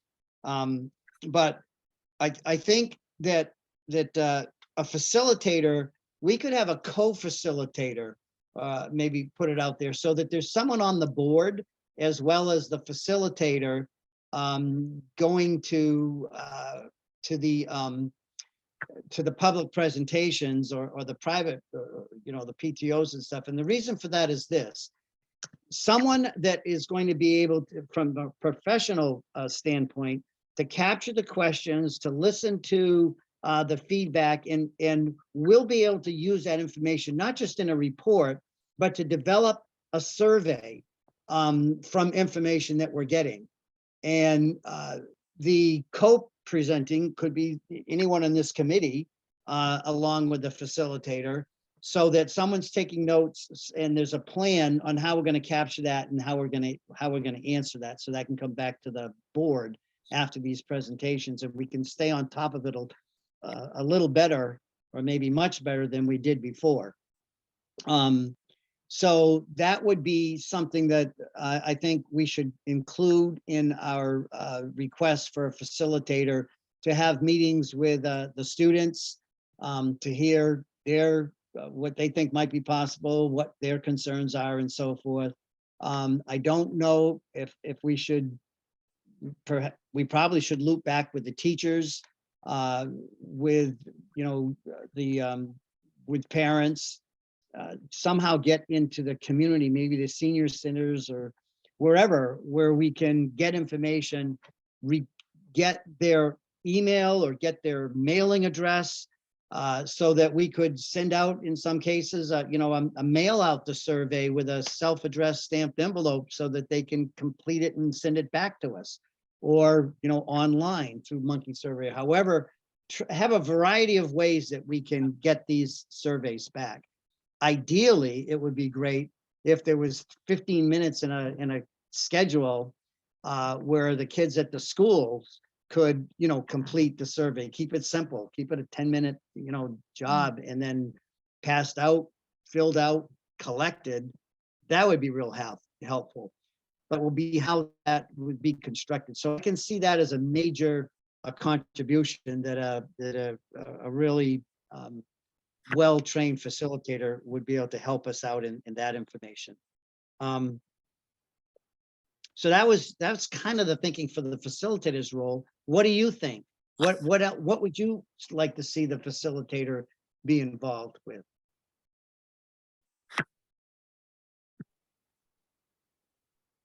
Does that cover it, do you think? And I can make it I can make it a little vague, so we have some flexibility if other things come up that we'd like to steer them in a different direction. So that was one piece. Then I'll move to another one. We probably put an RFQ out for publicity on you know, professionally getting things out to the general public and see what their ideas are in a variety of venues. I understand that the Berkshire hired a professional, I don't know, firm or whatever to do that aspect. I don't know if we need to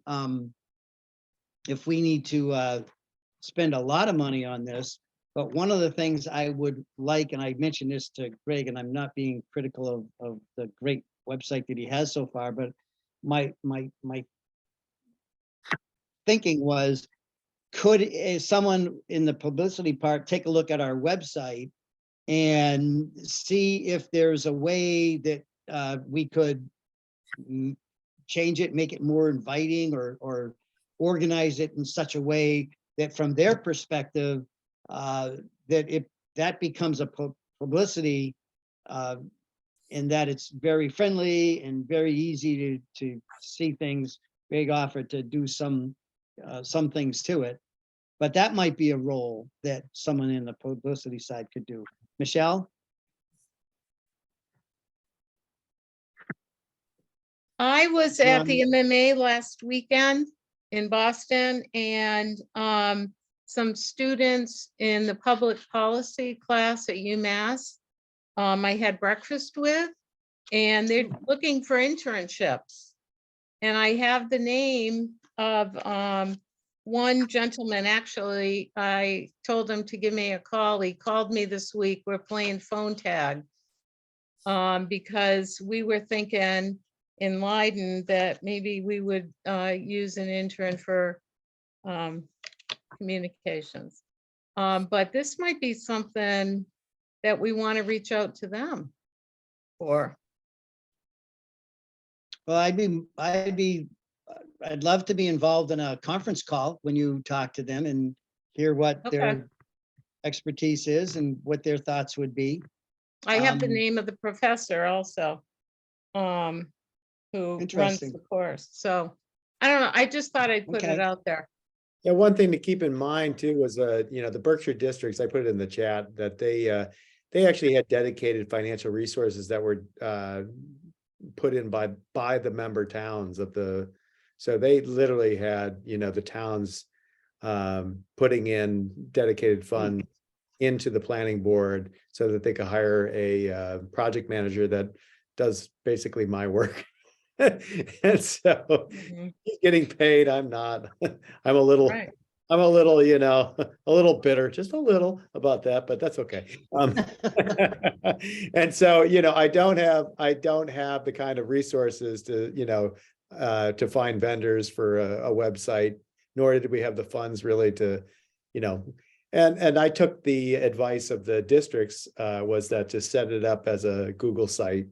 That was what their technology director recommended, which I did, and then they would link to it.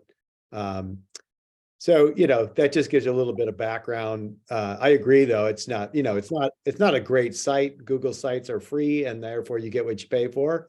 But really, with the intention in the beginning was not that it was a place to be sort of in quotes marketing or promoting. It was more just a place to find resources that the public could, if you look at the district's website, they're nothing fancy, they're just really for gathering information.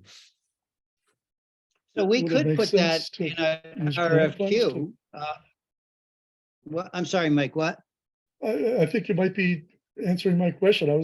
Would it make sense to use use grant money to hire someone who, no offense to Greg, knows what they're doing? to Well, build- I to know what I'm build a doing. publicity type, sort of. I know a what I'm public doing. That's what I was website. suggesting. Yeah, I've set That's up what I much, was suggesting.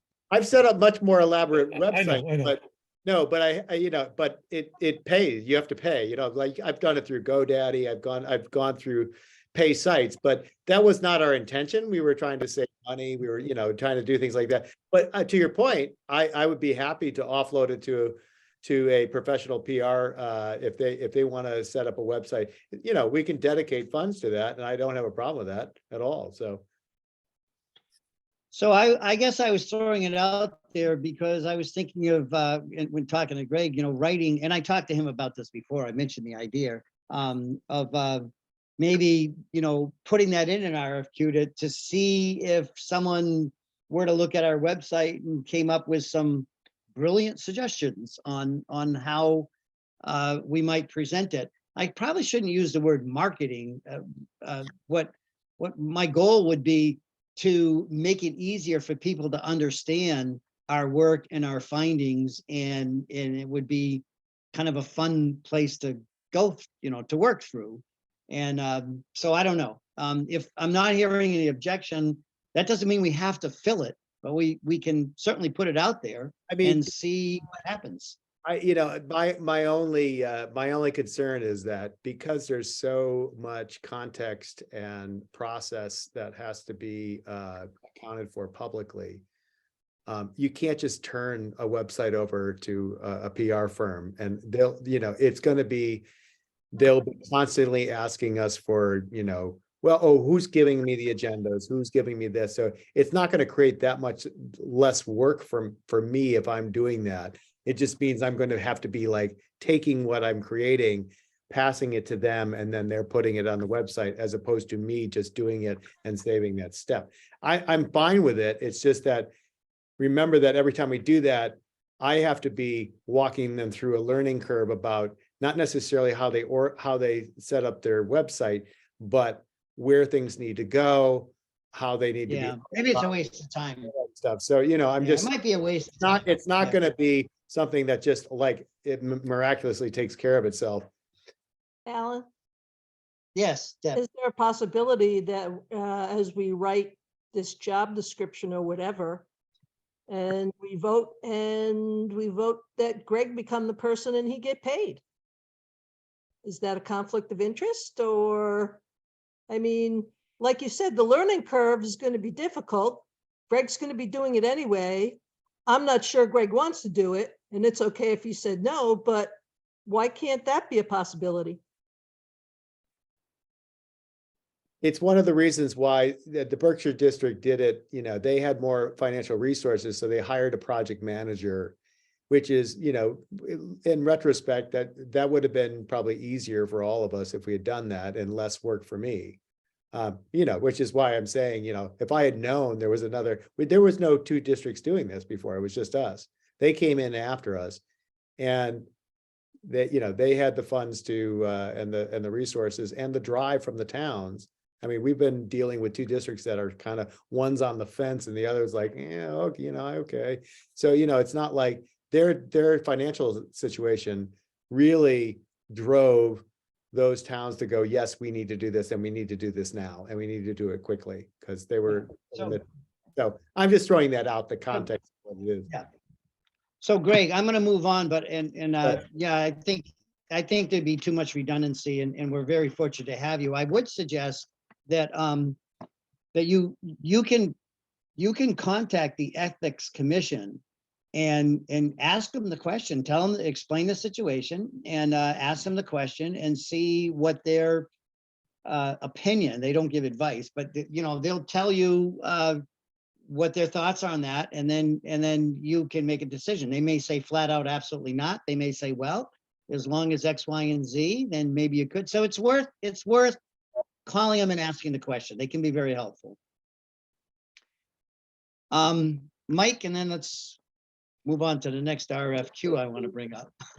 Yeah, I'd just like to suggest, I don't, Greg, I don't know what your expertise is, but my impression from what you said, maybe I'm wrong, is that you've worked with Google Sites in the past, but you're not a real, website builder expert.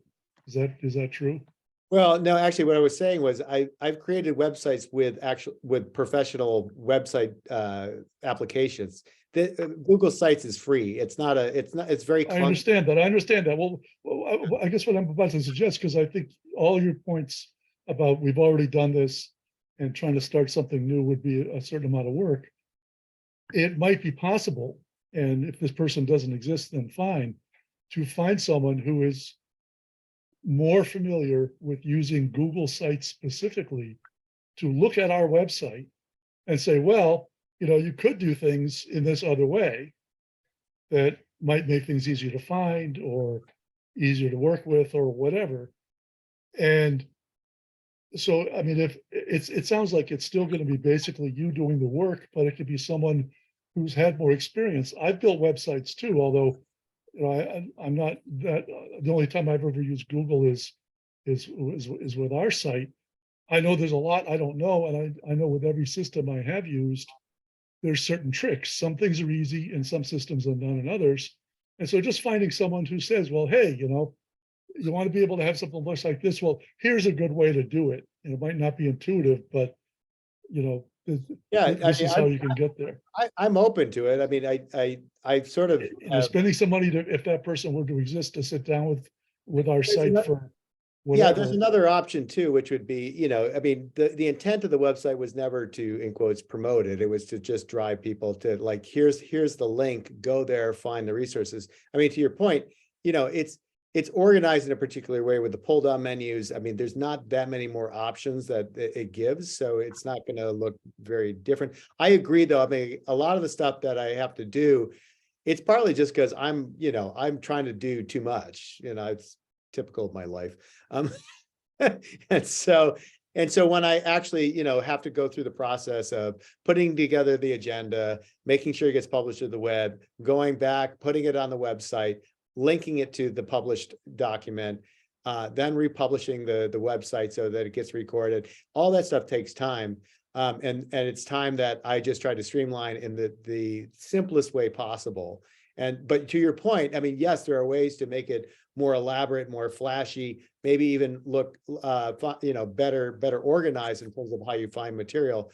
So I'm not opposed to that. Again, it just comes down to time, and having somebody walk me through it. The other option, what I was going to get to, is that you could design, if the idea is to promote a certain amount of material and let the old website be a repository, you could have, a PR firm set up a new website, pay them to do it, and then tell them what you want to populate it with, and still archive it to the old, website. There's, you can post old links to, where the information is, and let them create something that's a little more, user friendly, maybe.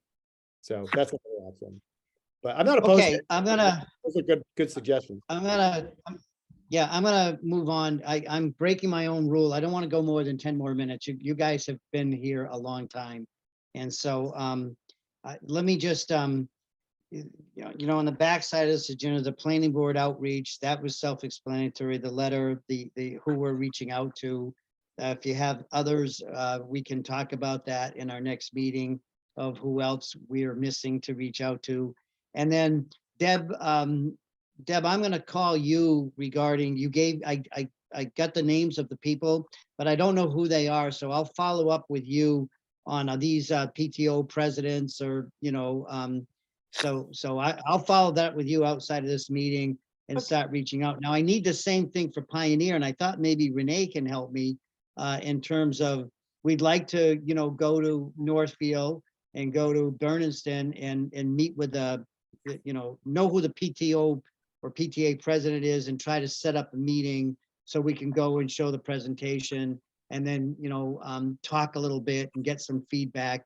And also in these, get some direction, what do they feel is missing? What aren't we looking at that they think we should be? So Renee, if you could maybe get a couple of contacts, one of each school, so that can be set up. And I don't know if the middle school, do they have some parent organization that we could talk with?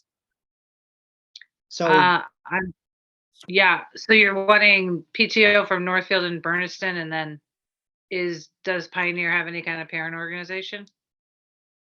yeah, I don't know. Yeah, It should. Yeah, so I could find out and get that information to you. yeah, that'd be great. Thank you.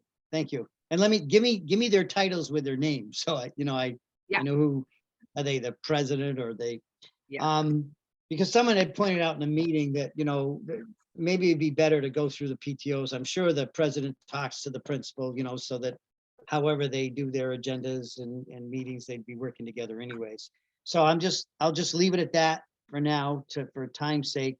And then this next step for the planning board, and this is all in the you can see how long this got in terms of 8 items that just basically came to mind in terms of when we put out an RFQ for work that we want done.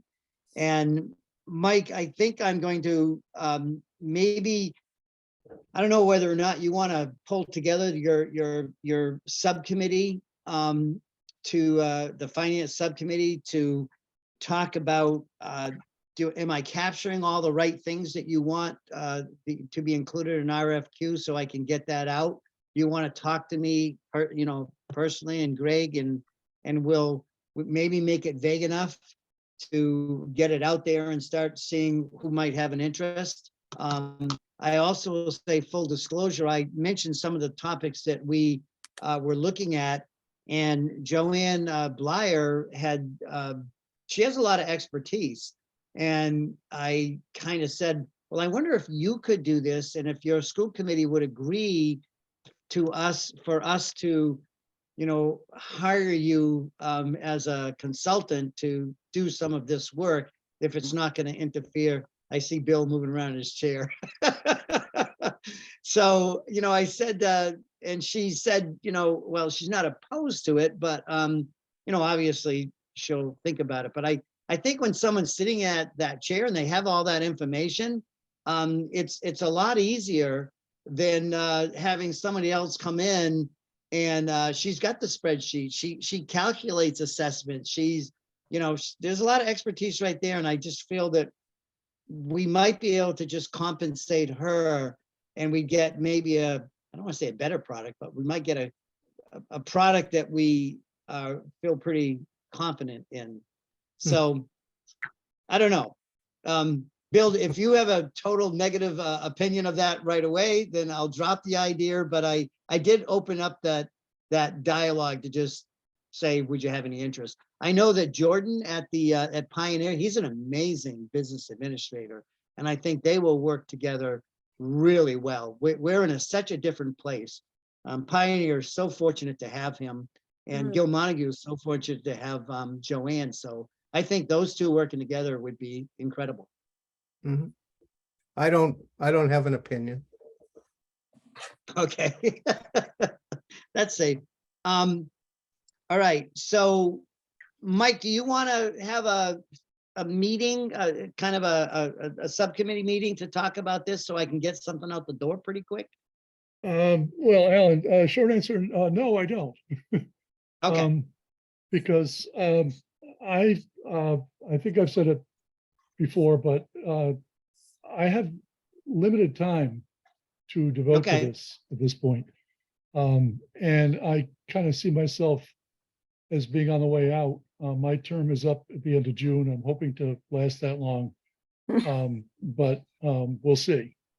And Okay. I've told Montague that. I'm not sure it's really registered. I've told them I would like other people from Montague to get involved. I don't see, I hear we have a Montague rep from the school committee, but I don't see her here tonight. Right. So maybe she'll show up at some point, but, and I think it will take more than that. Personally, I think we need several more people involved, but I don't want to be chair of the FTF subcommittee. And Okay. I think it's time, you know, I think the idea of involving Joanne Blyer is a good idea. Having her work with the Pioneer Business Manager is a good idea. But I think it would also be good if more people on this committee got a working knowledge of what the numbers are, what they mean, how to find them. I know Greg does. I think Greg is overworked. And so I would kind of, I mean, it's up to him, but my vote would be that it not, you know, he not be the one who takes over any of this stuff because he's already doing too much. But we got a bunch of other people on this committee, and most of the numbers part is not that hard. If you can balance the checkbook, you can do this. Right. Pretty much. And the concepts aren't that hard. And I think that, you know, I think it's a general problem in our society that a lot of people shy away from numbers thinking they're complicated. I don't understand them. Somebody's telling me numbers, I'll just believe them. I think we shouldn't do that. I think that's very bad. I think on this committee, it's bad. Yeah. We should understand, somebody on this committee, half the people on this committee, let's say, give the other half a break, but half the people on this committee should know enough about the numbers to think, yeah, if I need to update for a given year, I could do that, you know? And I understand what these numbers, where they come from, what they are, what they represent. And on the basis of that, you know, that's part of the knowledge that I use to form opinions about what they're actually telling me. So I'm happy to work with other people to figure that out, to understand that. I've clearly, got a head start on, a bunch of people on this committee, and I'm happy to help, to use that to help people along, but I would like to see other people get involved. And my experience as chair of the FDF, no offense to every other committee, but trying to put together meetings was a nightmare. Mm. And I have no interest in. Okay. doing that. All right, so here's what I'm gonna suggest right now, that everybody, when you have a chance, look at item 9, next steps. This tried to capture the essence of what we would be doing to, if we were looking for a consultant to come in and take care of some of these tasks. If you see some that are not there that you think should be included, please send me an email the next couple of days saying you might want to, consider this also on the business side. Karen, I know you have, in terms of retirement and stuff, I think you're going to be able to, maybe hone this in if there's something specific that, catches your attention that you want to make sure that we're covering. So please give me your feedback into this, and I'll try to write a little bit of an open-ended one. I will wait a couple more days for that feedback, and then I'll get something to, Greg and I will get something to Joanne to, put it in the paper and get that process started. Because they're always the conduit. We write the RFQ, we give it to her, and then she does all the advertising because it goes through the Gil-Montague Regional School District. May I please jump so that we can take a break and people can get something to eat or go to bed? Get a date for the next meeting or the next several meetings. Tuesdays look like they can work now. Bill,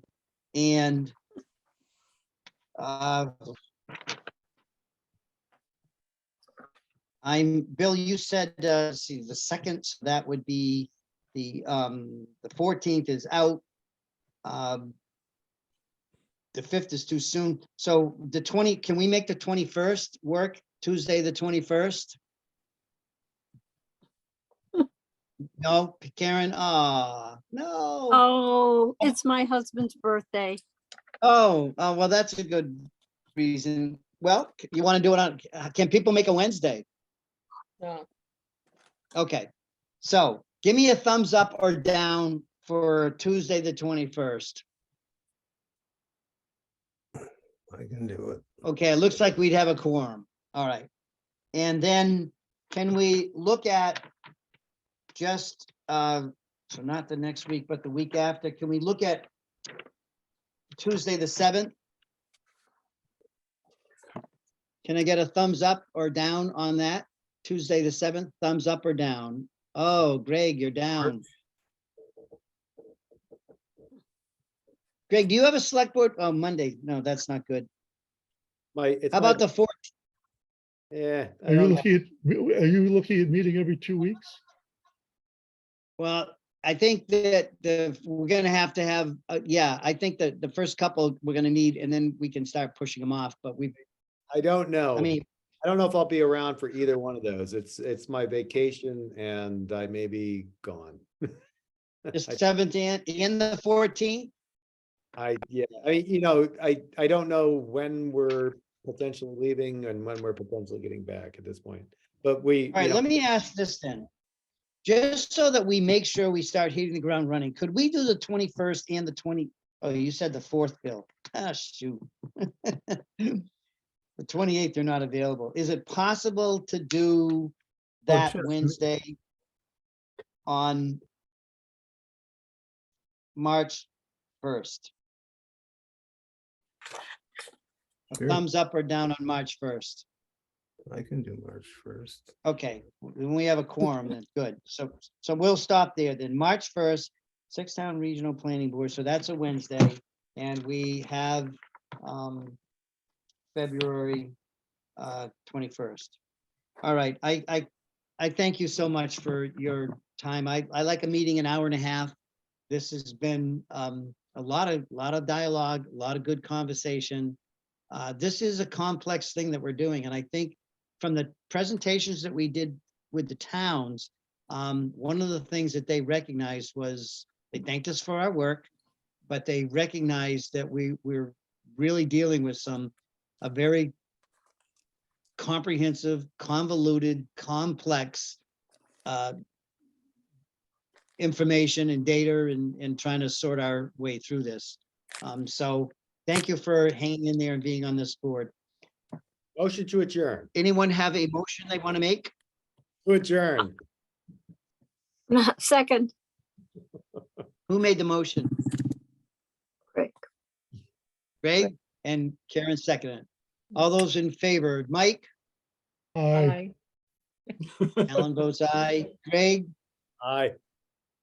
to Bill, Aye. Karen, yes. Steve, Yes. Lynn, Aye. Michelle, thank you for joining us from Aye. way up far. Raina? Oh, Renee? Yes. Yeah, we lost Raina, I think. Deb Yep. and Pat. Yes.